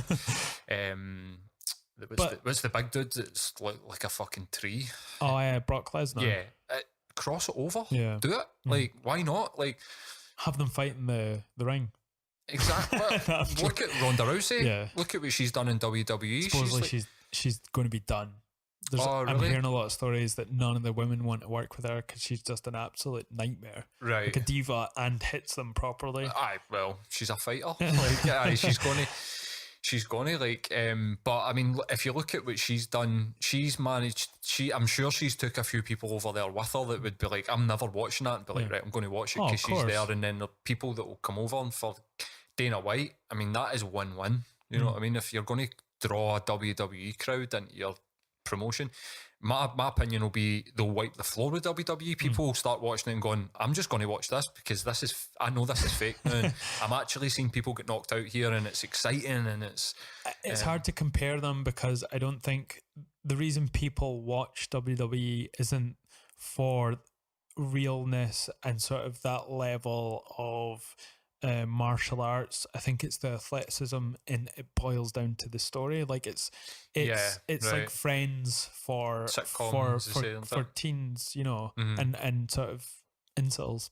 Yeah, I think they're trying to get that element into the UFC. Yeah. They're trying to build a wee bit of sort of controversy around the fights. Chael Sonnen was one of the first to bring that sort of wrestlingness to Conor does talk. Yeah, I mean, but he's a businessman. Look at what happened at the Barclays Centre. That was Stone Cold Steve Austin. I mean, I turned around to my mate when the thing was coming out, just going, "That's Stone Cold." Like, I mean, all he needed was a couple of beers, and it would have been that I would get in and smashing shit up, like running in his jeans, and that was all staged. I mean, if there is no way, I don't think it was. I think that the people in the bus didn't know, but Dana White knew for sure that was going down. I just think they utilised it really well. How would they get in? Well, 30 guys. What it was is one of the MacLife that is the production company that follows Conor. Like he has his own YouTube series. One of the staff let him in because they were covering the event as a whole. Right, fair he had enough. credentials. I was just certain. I was like, this has got to be staged. Maybe he has credentials to get in. People, it's not just of course, pure, Conor McGregor would be able to get in, but no. I mean the guy that was with him. His company that follows him, MacLife. They also follow when MMA. You go to these events, you get these big fucking lanyards now that's get your face and it's got even a if you just wear a fucking what they call it, a high vis. If you go anywhere in the world and wear a high vis, you're getting in. I suppose. I thought that Dana White's definitely had a hand in this because he was involved in like the Conor Mayweather fight, which I didn't know until I watched a documentary about it. I was like, holy fuck, must have made a pretty coin off of that. But I thought he's been involved in this because they're trying to get it more towards the WWE, and then Daniel Cormier had Brock Lesnar come in and push him, and all that was very WWE. You're like, come on. Like, but no, I think like if they can draw some of that crowd, I mean, it's such a big market. I mean, Vince McMahon's got everybody cornered. Like every wrestling company's gone. It's just him and Mark Dallas in Glasgow. Have you seen him without his top on? It makes me feel a wee bit sick, if I'm being honest. There's something unnatural about it. Oh, of course, he's on all the roids, all the human growth hormone. Had pec implants and all that as well. It's like he had a head transplant.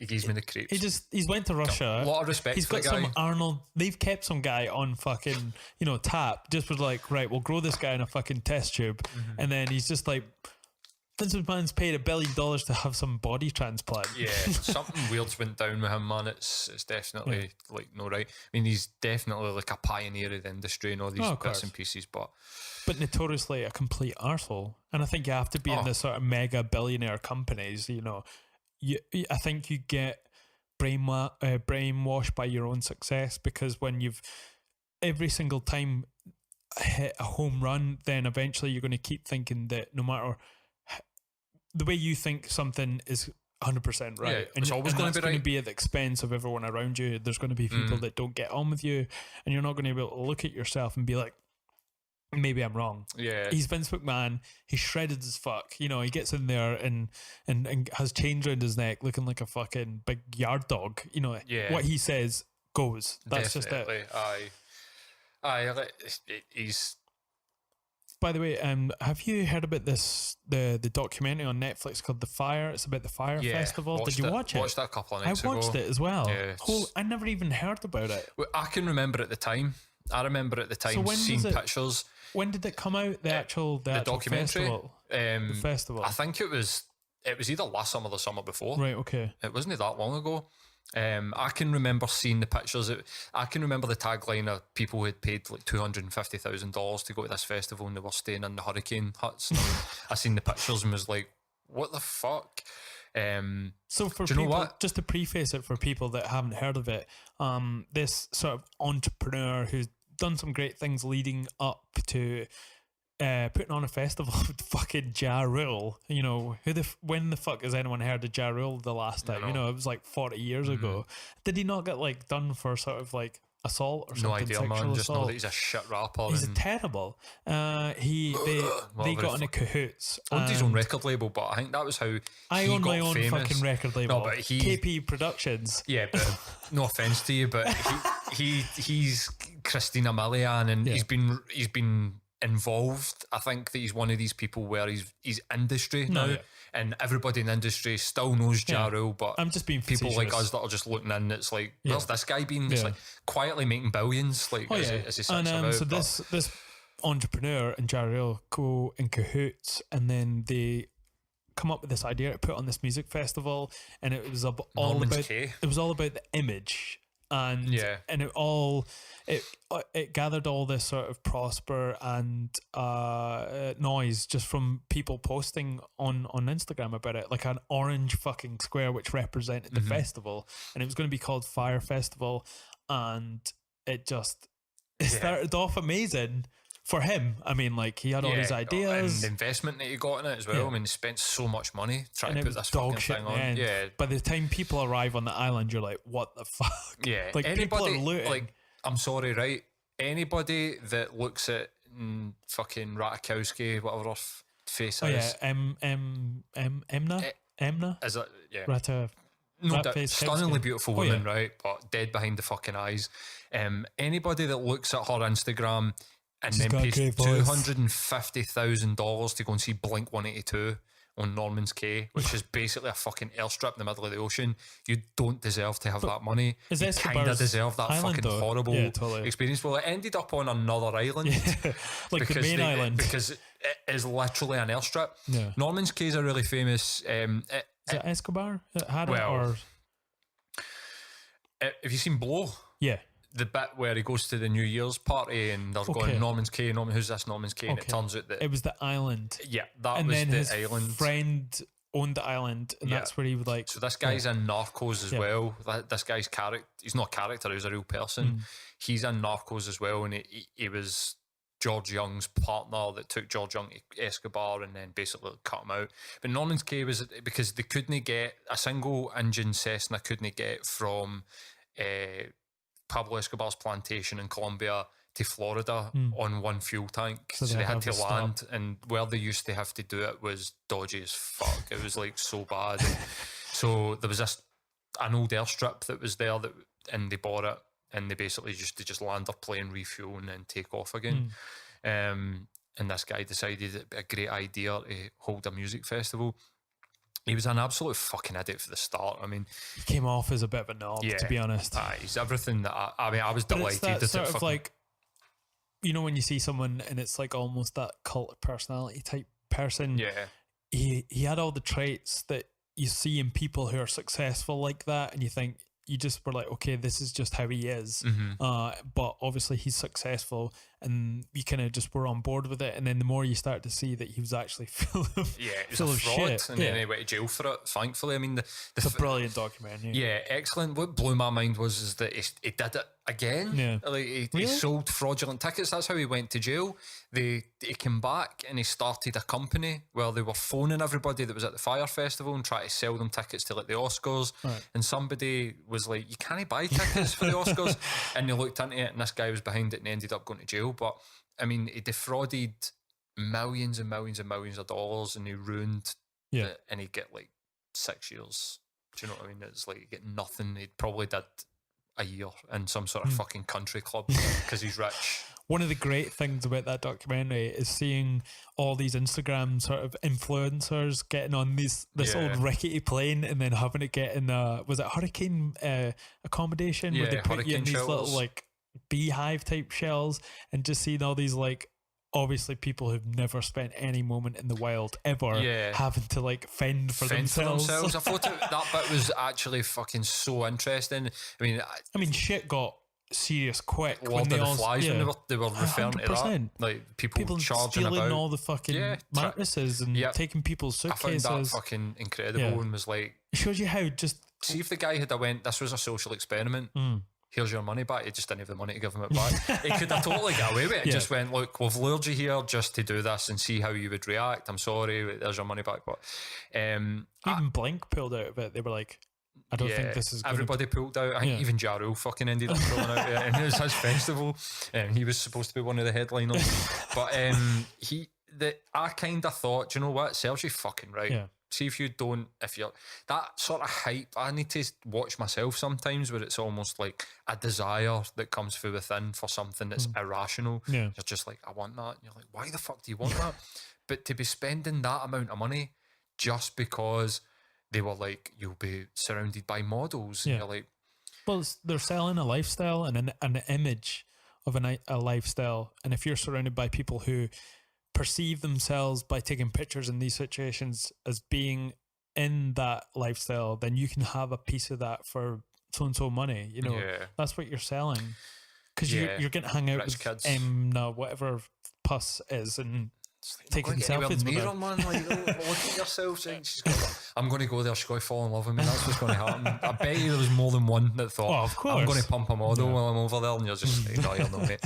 What I found incredibly interesting was the bit at the end where they explained that there's an actual business where people can pay like $150 to go and get a selfie taken in a private jet, but they don't actually go anywhere in the private jet. They just take a picture, put it on their Instagram. You know, there's a website, and I've looked at it a few times because being in the podcasting industry, when you're doing like sort of your intro and all the little bits that you're filling out with music and whatever, you're looking at all the options, and I came across this one where you can sort of pay for a celeb to like say your name and a little message. Yeah, and there's like a list of like famous celebrities that are on this website. I'm not sure what it is, but basically they'll take an Instagram video and say your name for like $100 or something like that. I mean, that costs them nothing to do that, but then they're making money off that. It's like an income for that type of thing.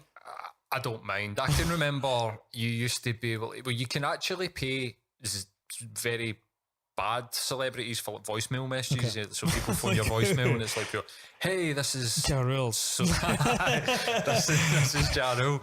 If you want to leave Paul a voicemail or whatever, you can do that. That type of thing, not so much is as offensive. But when you find people that don't feel good about themselves because they're comparing themselves to people that are paying to go and sit in a fucking private jet and take a selfie and then leave a private jet, I find that mind-blowing, absolutely mind-blowing. There's an article in The Guardian yesterday about selfie dysmorphia. Right. And it's an actual thing that's starting to happen where people can't post selfies without the filters because they don't like what they see. And also these people are going to like plastic surgeons and asking to get their eyes bigger. Is there any way you could cut this bit to make my eyes bigger? Because in their selfies, they look like their eyes are bigger, their skin's flawless. And there was one of the leading surgeons in the world was like, it's impossible. It's unachievable. So if you're going somewhere that's claiming it can do it for you, don't, because they can't do it. And I'm the number one guy on the planet. So if anybody could do it, I could do it. They can't do Technically, they could shrink your skull. Yeah, to make your eyes seem bigger. Look bigger. How do you get the complexion? It's like the you go to those guys skin. that shrink your head and the skin. What are they called? The cannibals in the jungle that shrink your heads. Fuck knows. And this makes me think that we're all going to be in some sort of like VR eventually, where we're all just going to look our ideal way through VR.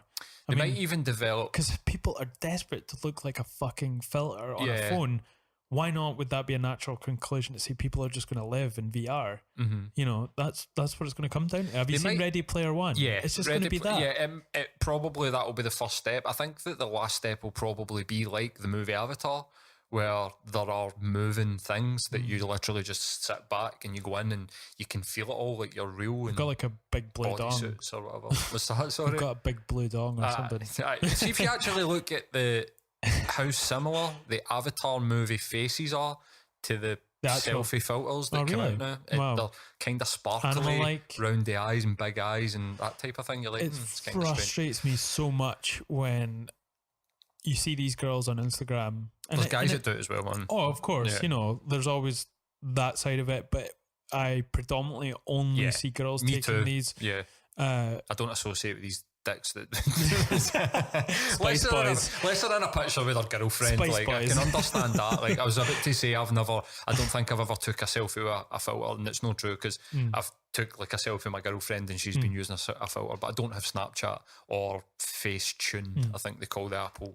With my Instagram page for my podcast, obviously I'm adding people all the time and I'm cutting them out at the same time just to generate whatever, because sometimes you see these girls that just constantly post the ones with the filter, and I've went on to some of their pages, and none of their pictures are without the filter. Every single one. Not one of them is without filler. I've got a good, I'm going to call her a good friend, that was slightly overreaching. I've got a girl that I used to work with that I've got on social media, and I speak to her through social media. It's actually quite, it's actually kind of, I quite like the interactions that we have. I don't think that we would ever mix in the same circles, but I worked with her years ago, and she added me in social media, and she's asked me a couple of bits and pieces just through listening to snippets of the podcast, like, what is it that you're actually talking about there? And she's a lovely person. She refuses. I actually challenged her on it.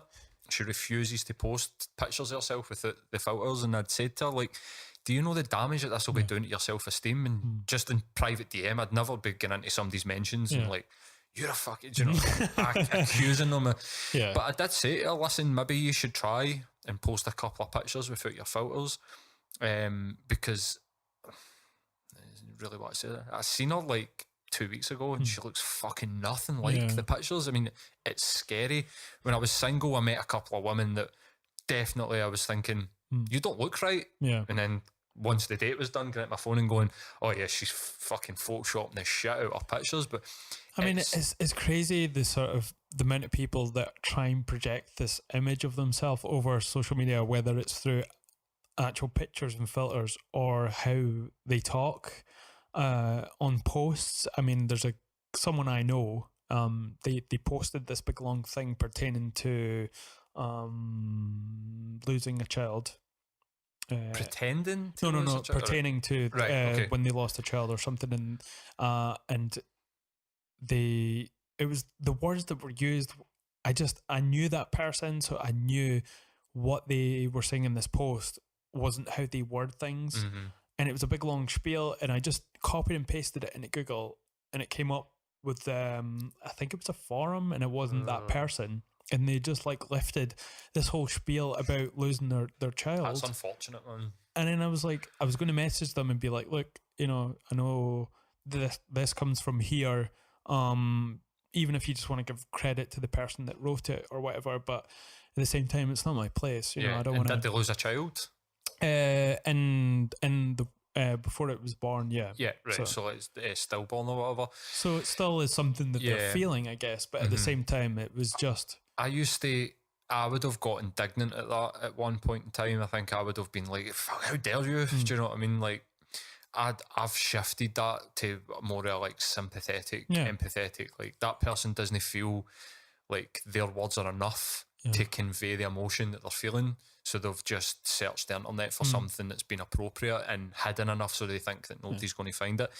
That's, I mean, I'm off topic, so we'll not go into that, but that is really the way I started off being like, these fucking women, they post, all they do, and that's not how they look. And it's causing, just to clear up, it's not because I'm like, I know you hate women, man, or like a women hater. I love women, mate. Like, definitely. Like, my favourite people and my favourite person on the planet is my girlfriend, like, without a shadow of a doubt. And then my sister and my mum would probably be like quite closely ranked behind them. So I genuinely love women. I think that they hold the key to what we need in the change in the world. I genuinely, we have fucked this up. Like, men have had their power, fucked it up. Let's just hand it over and maybe not to the radical feminists, but we should.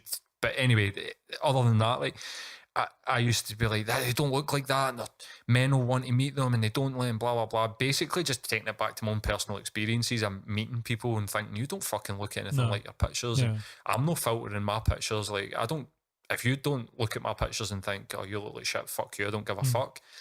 But then I started to really sort of go, this is deeper than that. It's not about trying to attract a man. It's literally about they don't feel good enough. If a person doesn't feel good enough to take a picture of themselves and put it on their profile, I think it says a lot about them. And like, that says a lot about you looking down my nose, more like, I wish I could actually help you, maybe even talk to you about this, because I'd like to understand it a wee bit deeper. It's hard to broach that subject with someone though that's so sometimes I think they're in denial about it as well. You know, you see these people, they're in denial about this feel false protection, and it's hard to bring that up against someone when their whole identity is then their appearance. Yeah, you know, like that's the one they project, and it's almost based on a sort of false pretense. And if you bring that up, it's hard to bring it up. It's almost impossible to do that because that's their whole world's been built up. You should just do it. Yeah, like if you know the person, I think you should just say to them, listen, perhaps, well, talk to me about it, because this is why I think people do it, and you do it, and just be curious rather than being accusing of, you might have a mental health issue here. Tell me a wee bit more about it. Just be like, I don't know. That was the way that I'd broached it with this person, was like, I would genuinely like to understand why I've never seen a picture of you without a filter. And she said to me, she literally said to me in private DM, and fair play to her, she's like, I don't have the confidence not to do it. And it's been so long now that I could never do it. And she was openly admitting I could never do it. Could never ever post a selfie of myself without a filter on it. And it's tough. It's tough. Something that you should maybe look at yourself. No, literally look at yourself, because that's what you're having the trouble doing. But you should take a look at that situation and think about, how's that serving me? Do I need to make some changes? And I mean, what's the solution? Stop using filters. It's as simple as that. I wanted to talk about the whole situation with the young teenager with the MAGA hat on and the sort of Native American, but we don't have enough time. It's coming up for 2 hours. Fuck it, man. Let's just. It's got to take us 20 minutes. Right. Okay. Fuck it. Why don't we talk about it? The reason I want to talk about it as well is because I mean, for people, it's changed. My opinion changed. I seen that video and was like, that little fucking shit. I was thinking, if that was my kid, I'd be fucking dragging that. Like, how dare he? And then I thought about it a wee bit and thought, what age is this guy? Yeah. And it's like, he looks about fucking 14. It's like, right, okay. He's showing off in front of his mates. Yeah. Thinking about myself and thinking about being back at school. And I said some deplorable things to people back at school in the aid of showing off to my mates. I wait till you see this. And people that are probably like not all there, or like learning difficulties and picking on them. And so people that have probably been bullied themselves as well. Yeah, and that wee boy definitely looks like somebody would be bullied. You say wee boy, he's probably about 8 foot tall compared to me anyway. I don't know, man. The Native American dude's probably quite a short, and he was a bit. He looks like Jim Halpert from The Office. Yeah, he does. He really does. What's more disturbing to me is that they were on Fox News last night. He was on Fox News last night, and he's been invited to the White House. Wow. So it's more getting reinforced, especially in young people. Young people having batshit crazy ideas on the world doesn't scare me, because they will grow up. I grew up, do you know what I mean? I used to think like Irish republicanism and fuck the Queen and blah, and I still think fuck the Queen, but more like just more that my echo chamber was the right way and you should be a Celtic fan, blah, blah. And I've grew out of that. That wee guy will grow out of thinking, make America great again. I mean, once he sees the impact it's going to have in his generation, the things that Trump's doing, he'll have no other option but to admit, I was wrong, hopefully. But it's been the positive reinforcement of that idea that scared me a wee bit. Let's say he was on TV last night, sitting smiling, shaking hands across Fox News' usual blonde-haired, blue-eyed female with the skirt and the tits hanging out. But then I went into the thread and somebody was saying on Twitter that they've been invited to the White House to meet Trump. I mean, that's when it's problematic. My initial reaction, I mean, it was sort of a knee-jerk reaction. I mean, it is something when you see something like that, like a young teenage kid on at first glance, a young teenage kid smirking with a shit-eating grin at a Native American with a MAGA hat on. You know, that is something that's used to sort of, you know, that's something that everyone worries about, and that is the sort of the demon, but it is sort of a knee-jerk reaction, and it's unsort of founded at the same time. You know, my initial reaction was like, "Fuck!" Same as mine. Like his little punchable face. You know, everyone was like that. Mate, I went to Muay Thai that night. Fucking laid it out, man. I was like, literally visualising that face as I was hitting the bag. Like, fuck him, fuck him, fuck him. Was like raging at that wee boy, man. It's fucking. But and it's one of these things that I could have just after a second of looking at it, that's all how long I had to look at it initially to have that feeling. And then I could have quite easily just reposted it without watching anymore or looking into it anymore, and then it would have just sort of contributed to that narrative that this little fucking idiot is, you know, the face of white, you know. But I stopped myself from doing that. I looked at it and I was like, wait a minute, what is he really doing? He's not really doing anything. I watched the whole video of it, and these guys were coming up to him and his kids, his friends, the Native Americans were actually walking up to him. Okay, the guy's got that hat on, but it was a school trip. The guy's 16, you know, and he's 16, yeah. He's a kid. I know. And these guys are going up to him, banging the drum in his face, and he's just looking there. And I was nervous as fuck at that age. I'm going to have a shit-eating grin on my face.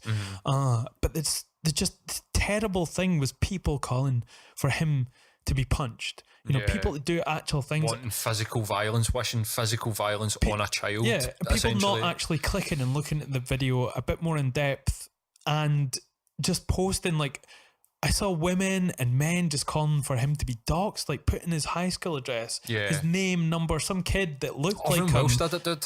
Like Irvin Welsh posted his name, his address, his high school address. Terrible. And somebody... That's awful. Somebody replied and said, if you have... Because he is an influential guy. Kathy Griffin was one of the Griffiths, the ginger girl. Remember, she got in trouble for saying decapitate Trump or something, remember? Yeah. She was one of the ones that posted that, you know, like, you need to kill this guy or something like that, punch him. Yeah. And it's like, it's a 16-year-old fucking kid. You need to have some sort of perspective. Maybe he could take a look at his parents, maybe. That might be, but I'm telling you right now that my parents had very little about my outlook when I was a teenager. I believed what my mates said and whatever was popular, do you know what I mean? Like, but and some of the stuff that's happened to Native Americans is absolutely deplorable. How much of that does that wee boy know? But there's a lot of romanticization around Native Americans.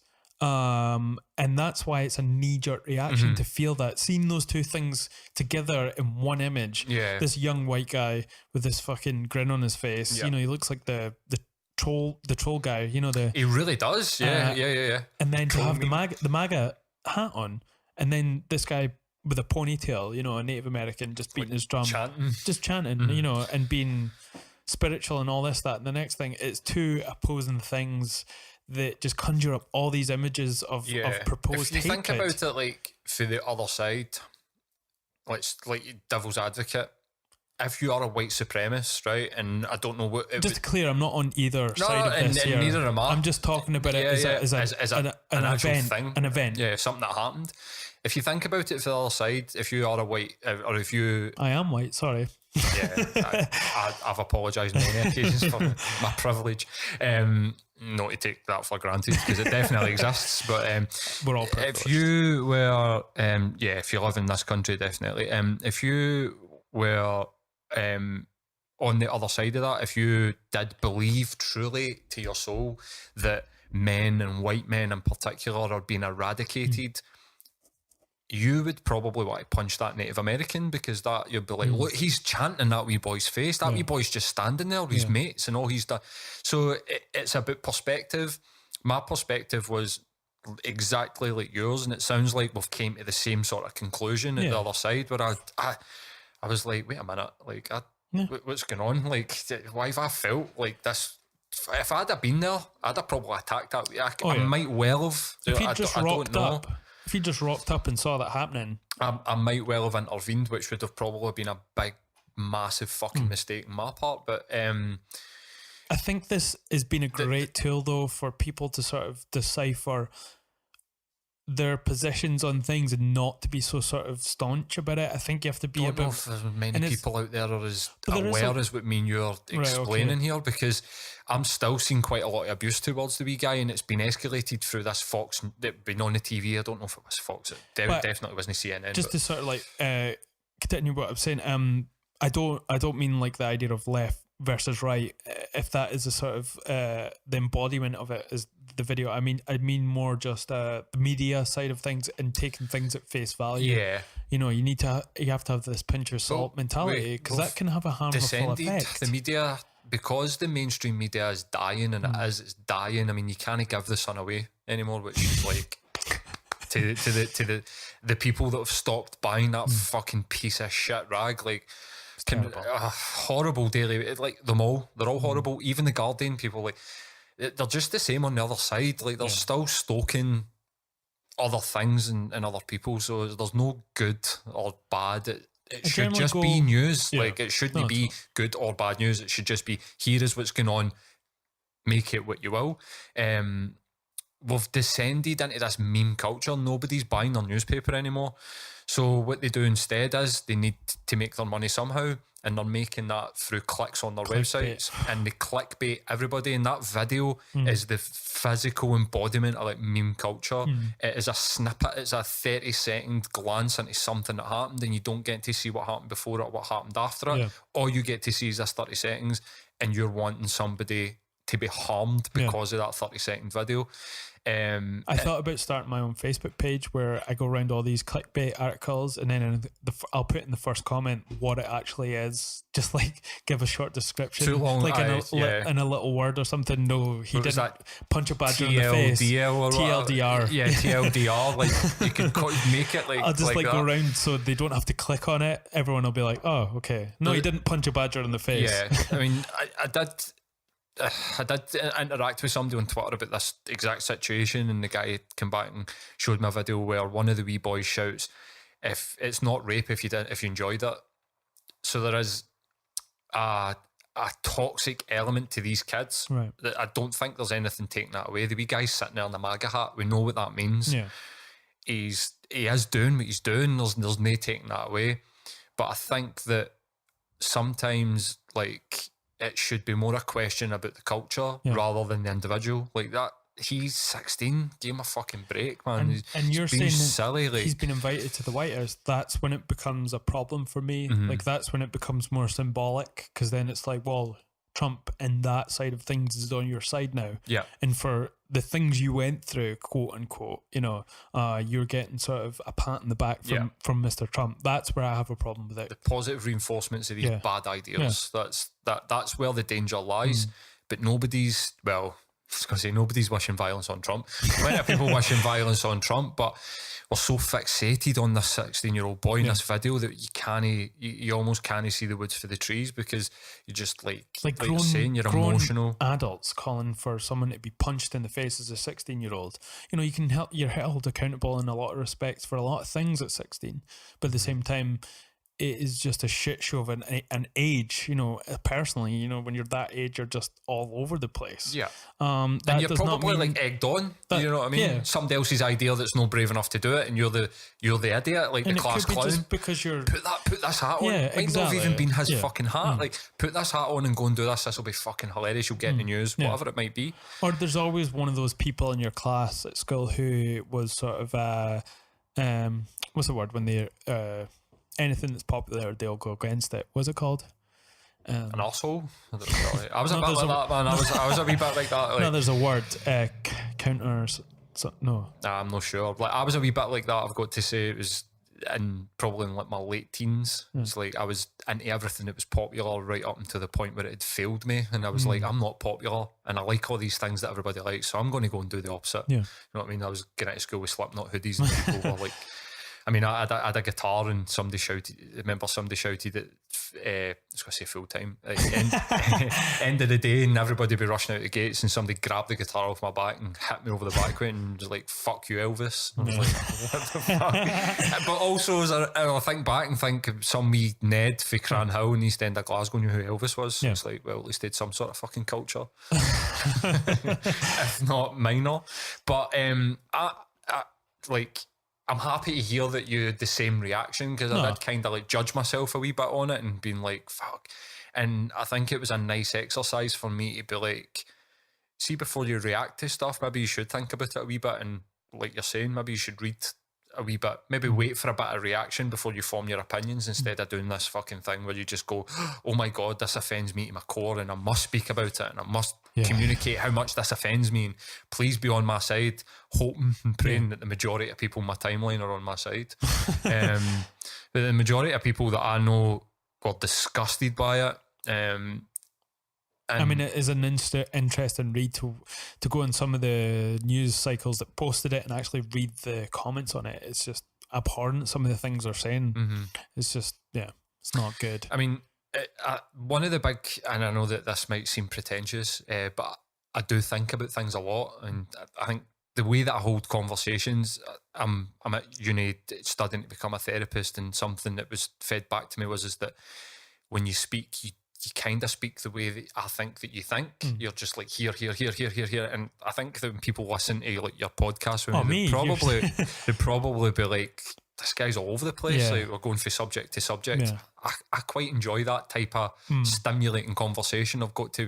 Don't really like people try to think of stuff to say, just naturally let it flow. I mean, there's moments where I can sort of get into something a bit more gritty or go a bit more in depth, but at the same time, I wouldn't say I have ADHD, but my sort of attention span is sort of short at the same time, and I like sort of getting everything out. And I think maybe on a 3-hour show, you can sort of relax and sit into the conversation a little bit better, but I just want to get into it. I like conversating. Aye, definitely. But do you know how we were all doing the 10-year facial? Oh, you know, mate. So the 10-year thing that everyone... The 10-year challenge. It's a challenge for you to post a picture from 10 years ago. Why is that a challenge? I don't know. Maybe because there's no filters 10 years ago and everybody's like, it actually needs to be a fucking picture, although I did see somebody had slapped a Snapchat filter over a picture for 10 years ago. So if you're going to do it, it does work if you want to put a filter on it. But Wired actually posted an article about how is it employed by Facebook. So it's facial recognition, so they can keep up to date with how you look. And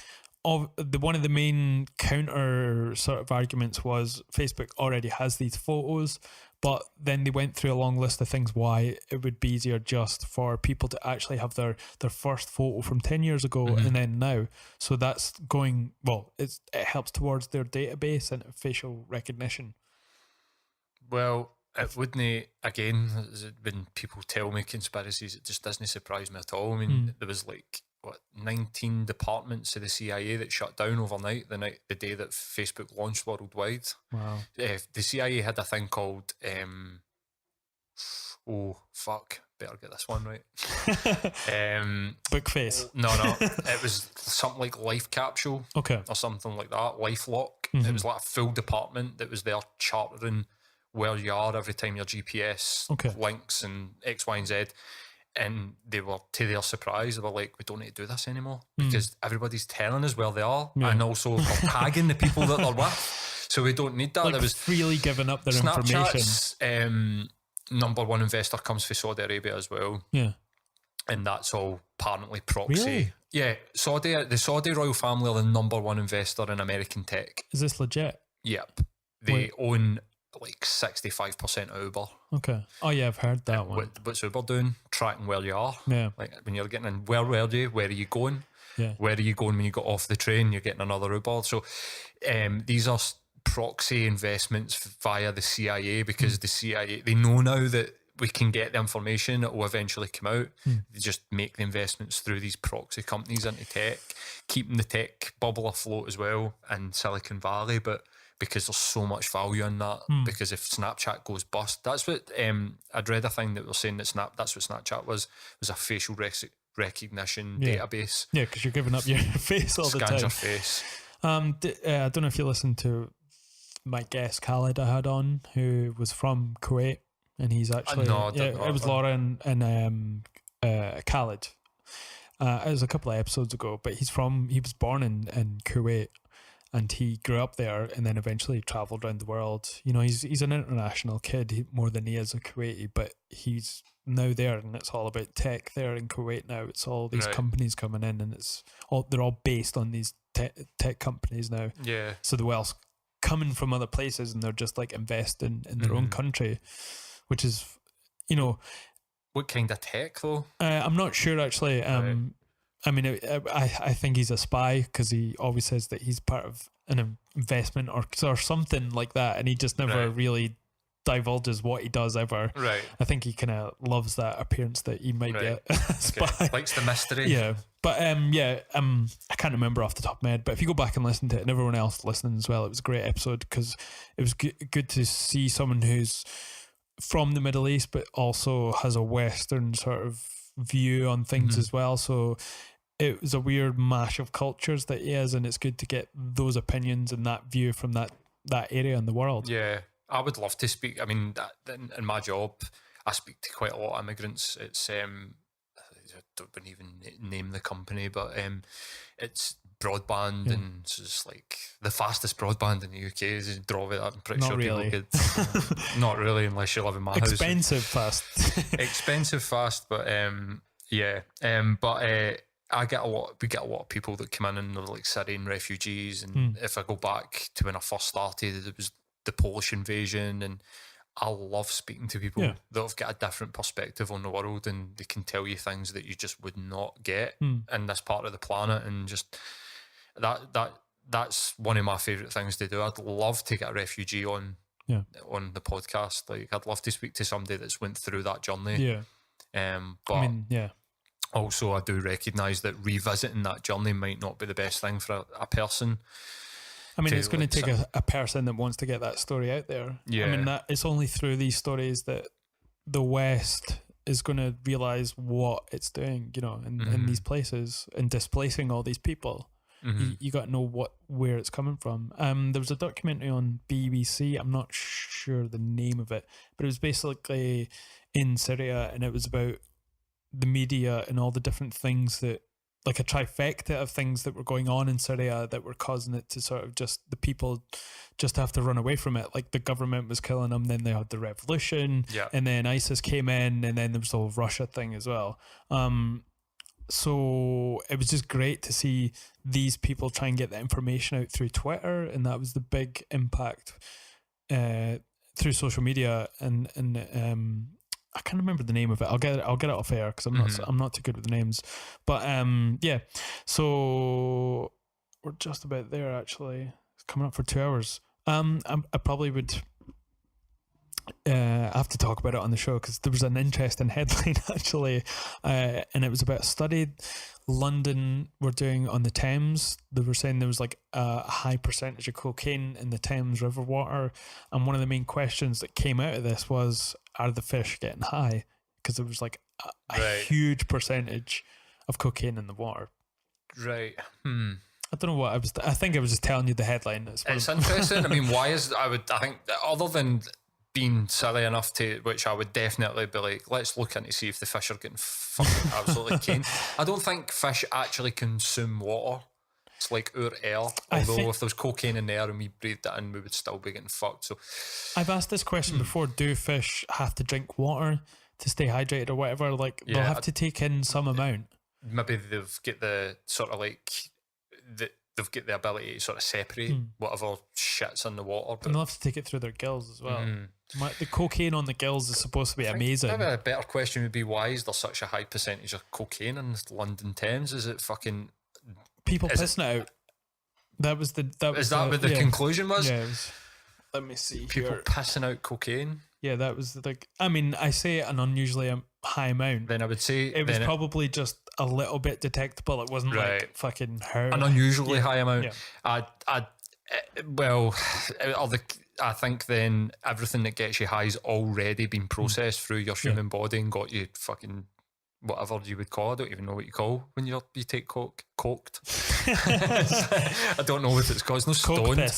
But I think once it comes out, it's just the shit that's been added, because I think the actual cocaine goes into your bloodstream, goes through your brain. So I'd say no to that question. Maybe there's somebody dumping coke into the water. Maybe it's like a version of fucking fluoride. She's probably doing a lot of things, so calcifying. Why not? No, calcifying your pineal gland, making you a coke fiend, turning you into a fucking sex addict and a coke fiend. But that's interesting. I mean, so their conclusion was that they're pissing it out. It's coming out their piss. People are pissing in there. I think Britain's the number one consumer of cocaine. It's huge. It's like the amount of cocaine that we use in Britain's massive, apparently. It's per capita though, so obviously like we're not going to consume the amount of cocaine that they do in America, because just the amount of people, the volume of people, but per head we consume, and I think predominantly it's in London as well. I think there's the a music sort of, industry and all these bits and pieces are all there, but there's definitely sort of societal aspects of it as well. I mean, I think the view on taking cocaine is slightly different here than it is in America. I think people are more, there's a lot of people that just do it here, you know, as a sort of like, you're going out, it's a party, whatever. And I think there's a more, like a worse view of doing that in America, but people still do it, obviously. But I think people there's are a worse quicker. view of people taking coke in America than there is in the UK, because it's more a party drug here, whereas there it was more like destructive. Like you're a hardcore drug addict. Yeah, crack cocaine definitely. Anyway, here's an interesting one for you. Once you go crack, you never go back. Dude, like I've always said that if the news comes on, they're like, listen, we've got an hour to live, man, I'm shooting up. I mean, heroin must be fucking incredible, man. It must be the best thing in the fucking... I mean, people, it's better than sex. So, like, right, cool. I've never tried anything better than sex. It's why it's junkies' go-to thing. I mean, imagine you're homeless and the very thing you want to take to fucking feel amazing, you're going to take that if you want to have a little shot. I'm definitely on board with that. And I do enjoy drugs. Not, like, unhealthily, like, but I do enjoy different states. But the guy that an interesting one was, like, we could sort of end it in this. The guy that they based the interns, so in America when they get residency and when they're doing their med school and they go and they need to do like fucking 100 hours a week or whatever it is, the guy that wrote that program based it on his own performance. Right. So he was able to do these hours and the split shifts, 12 hours, 4 hours, 12 hours. But what he didn't faction into his residency blueprint was the fact that he was a meth addict. The guy, he's just like, so he's crazy energy, like going and doing all these hours and doing these split shifts, and he wrote this blueprint on how to be like, and that's how they're judged, is based on this guy's blueprint. Right. And he didn't I mean, it should be at the start. Oh, and by the way, you need to do meth before you can even try and perform the way that I performed. Another conspiracy theory. I don't know if that's a conspiracy theory or just there's been so many people being committed suicide in those programs though, and because they just can't take the pressure, and it's because this guy is based on the fact that he was high on meth, so he could. It's like people.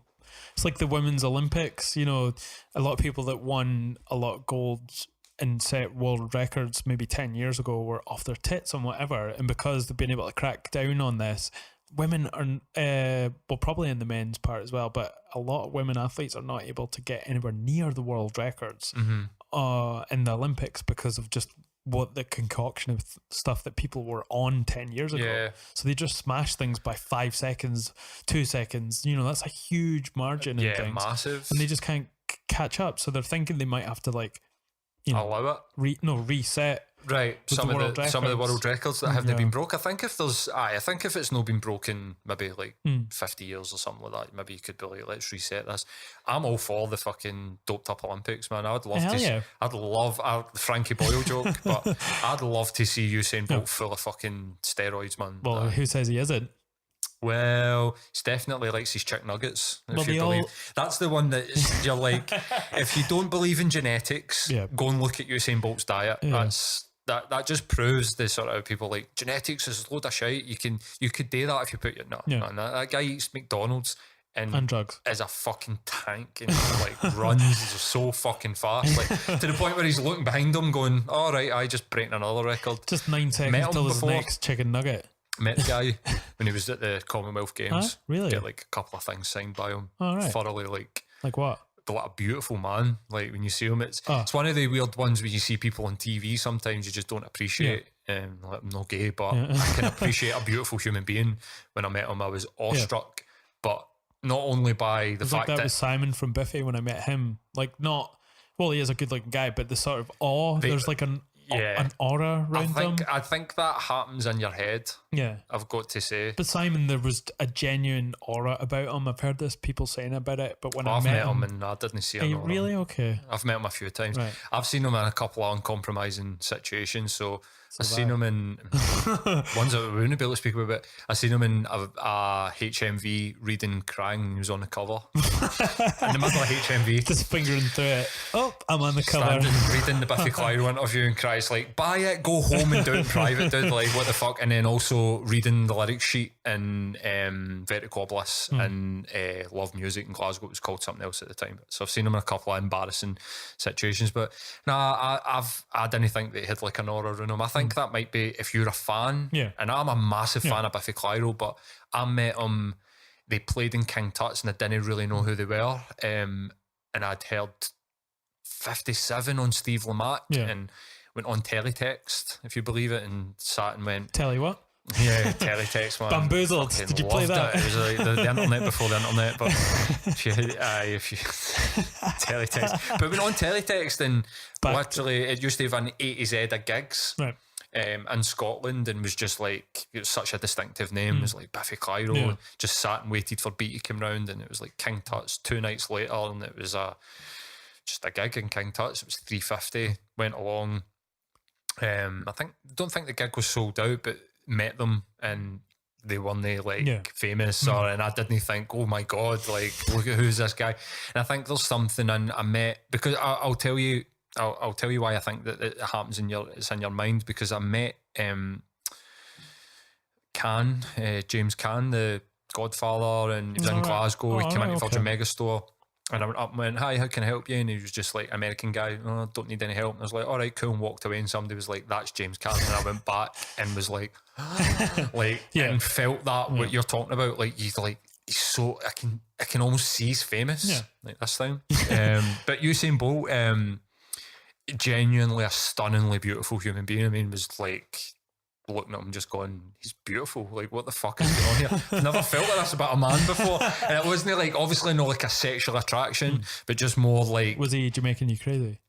Definitely was. But he signed a couple of things for me, and he was a really nice guy. His cock sign my tits. He wouldn't be able to sign my cock's too small, mate. But no, genuinely like a lovely guy, and he was on Sucky Hall Street in Glasgow, and he was just had so much time for people, and was like, he's definitely like somebody I'm like admire for that, because he's hyper famous. He's one of the people that, I mean, he got to train with Man United and stuff like that. He just played a bit can of do his bucket list if he wants, can go and do whatever he wants. And he decided during the Commonwealth Games to go and stand in Sucky Hall Street with a promo crew and sign some stuff. Amazing. But on that note, we're probably after the 2 hour mark. Cheers for having me on again, man. No, it's been awesome. I had a good reaction to you on the last time, and I enjoyed the last time you were on. And then I was on your podcast as well, Rebel City Podcast. If people want to hear you, they can go and look for it, Rebel City. Do you have anyone coming on? Or I thought it was wise, but now I'm like, fuck, I did like 5 in a week, just because I knew over Christmas. And then in January, people are going to be like, nah, I don't want to come on. So I've like backed them up, but then people have still been coming on. So I've been like, it'll be out in 5 weeks, maybe. Like, so I've got like, I've got a few. It's hard to do that when it's weekly, or you're trying to do it weekly, and and you start like doing them in a week and then backing them up, and then people come on, and you end up like releasing the video or something, or people start posting about them being on at that time, and it's like, oh, I might as well just record it and release it within the week. Me personally, that's the way I like to do my I'm show. Trying to get a couple of people. I mean, obviously, like I'm talking to, I was saying before off Mike, I'm talking to Loki. I'm trying to get Preston Echo. Have you heard of these guys before? Band, mate. Their fucking album is incredible, man. What are they called? Preston Echo. Right, okay. I think and they're doing an acoustic tour. Okay. And I went to see them, and got to see them when they were at the back of their tour bus. Was like, you should come on my podcast. And they're like, we're coming back to do an acoustic tour, but they've put me onto their agent. Yeah. And I'm like, fuck. It's not going to happen. Where do you do this? Like, in my bedroom. Okay, no, we're not coming. How do you get to it? You go down into the basement. Exactly. I've got 4 cats. Just, you need to take your shoes off because I've got a new carpet in the flat. I don't think they're going to come on, but I'm trying. But yeah, definitely, like, check out their album, man. It's really good. Don't know, you might be like, shite, but sonically, like, I think this was what first somebody recommended it to me, and I listened to the first track and was just like, the production on that's insane. Yeah. So I listened to the rest of it, and I've just grew to like kind of like it. So I'm listening to that just now. And you heard the DMAs? No. Like an Australian band. Again, like, the album's incredible. Went to see them at the Barrowlands just before Christmas, which was a strange experience for me, because it was a band that I really wanted to see, but it was ruined by the crowd because the majority of the crowd were just taking pictures and selfies. Right, okay, yeah. There was a guy... It's nothing worse than that. I know, it was like, there was a guy in front of me who took his top off and like arranged himself with his mates. Right, you ready? And then they started jumping about, and I was just like, I want to fucking punch them so badly. So badly. It's almost like a simulated version of what I used to experience. They're trying to get that sort of wild, I mean, going to gigs and you would be like, I mean, I'd never take my top off in public, but when I went to a gig, the top come off and I went fucking mental and would just lose myself. And it's almost like people are trying to simulate that now. And I was kind of came out of it feeling sort of torn because they were incredible. Like the band were incredible and was like, loved it, singing along. And I've not done that in a long time with a band.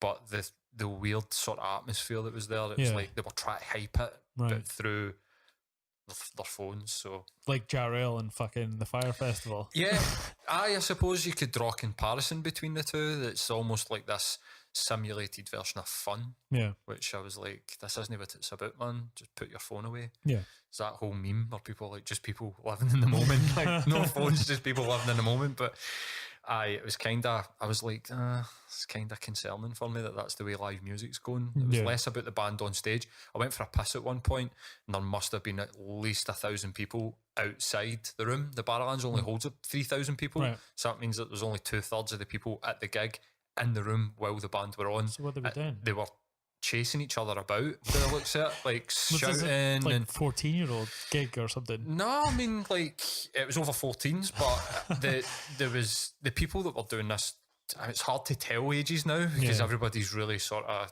gentrified almost, especially like females with their makeups, but anywhere between 16 and 21, they were kids compared to me, but yeah, they were all like downstairs. Right. Talking to each other, having a beer, and it was almost like they just wanted to be there. It's like, take the picture, take the selfie, now you can pop downstairs and just chat with your mates. It's like... do you think that sort of maybe there's not the connection between younger generation and bands in any sort of act because they almost can see them at any time, you know, whether it's YouTube, they don't really care about the actual act of going to see them. Like it's not there's not the connection that we had to those type of bands by going to see them because it's the only way you'll ever get to see them before sort of YouTube and all that. I think they're not as sort of like, or no, like, you know what I'm trying to say? Like they're not, it's not quite as special. They've almost seen it. I mean, first time I ever went to see, I mean, you could pick any band out, but I can remember the first time I went to see Foo Fighters, for instance, I was just so looking forward to it. I had no idea what they were going to be like, if they were going to be amazing. Had never seen them live, had just listened to a couple of albums, do you know what I mean? And then all of a sudden you're like, oh my God, do you know what I mean? There's Dave Grohl, he was a drummer in Nirvana standing like 10 feet away from me, and it's almost like, so it might well be that the intimacy of that experience isn't there because they get to see it all day, every day. I think guys like Jerry Cinnamon, I don't know, you've obviously heard of Jerry Cinnamon for as much as I'm not a fan of his music. He's got an incredible relationship with his fans. And when you see his gigs, people are going fucking mental. It's almost more than the music. It's the sort of, and I would go and see him just for that, but it's kind of like the Libertines. I went to see the Libertines more than once, and it was more about the experience because I thought the music was dog shit, really, like, because I'm a musician and I was expecting a level of competency when I go to see a music with some junked up guy stumbling over his mic and singing shit. It's like, but the crowd are making this an experience for me that's almost like bigger than the act. So, but I quite like that.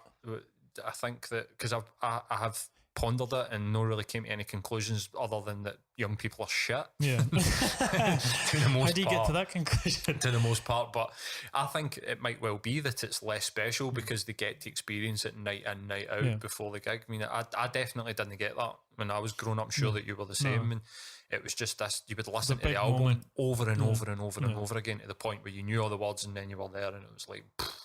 And then when Karanga came out, the TV show, and you know, all these like TV channels, you were like, that was our version of that as well, like a sort of YouTube in a sense. Like you just wait till a video came on and watched it over and over again, and that was your image of that band. But yeah, anyway, man, thank you for coming on. It's been awesome. Man. Like, it's been, again, a pure rapid 2 hours, so enjoyed it thoroughly. And thanks again. And if anyone wants to listen to Paul's show, it is the Rebel City podcast, where people search for it. Yeah, I'll put it's the only links one up. that's called that anyway, so when you put it in any of the podcasting platforms, it just comes straight up. So. And yeah, thanks again, man. Cheers, man.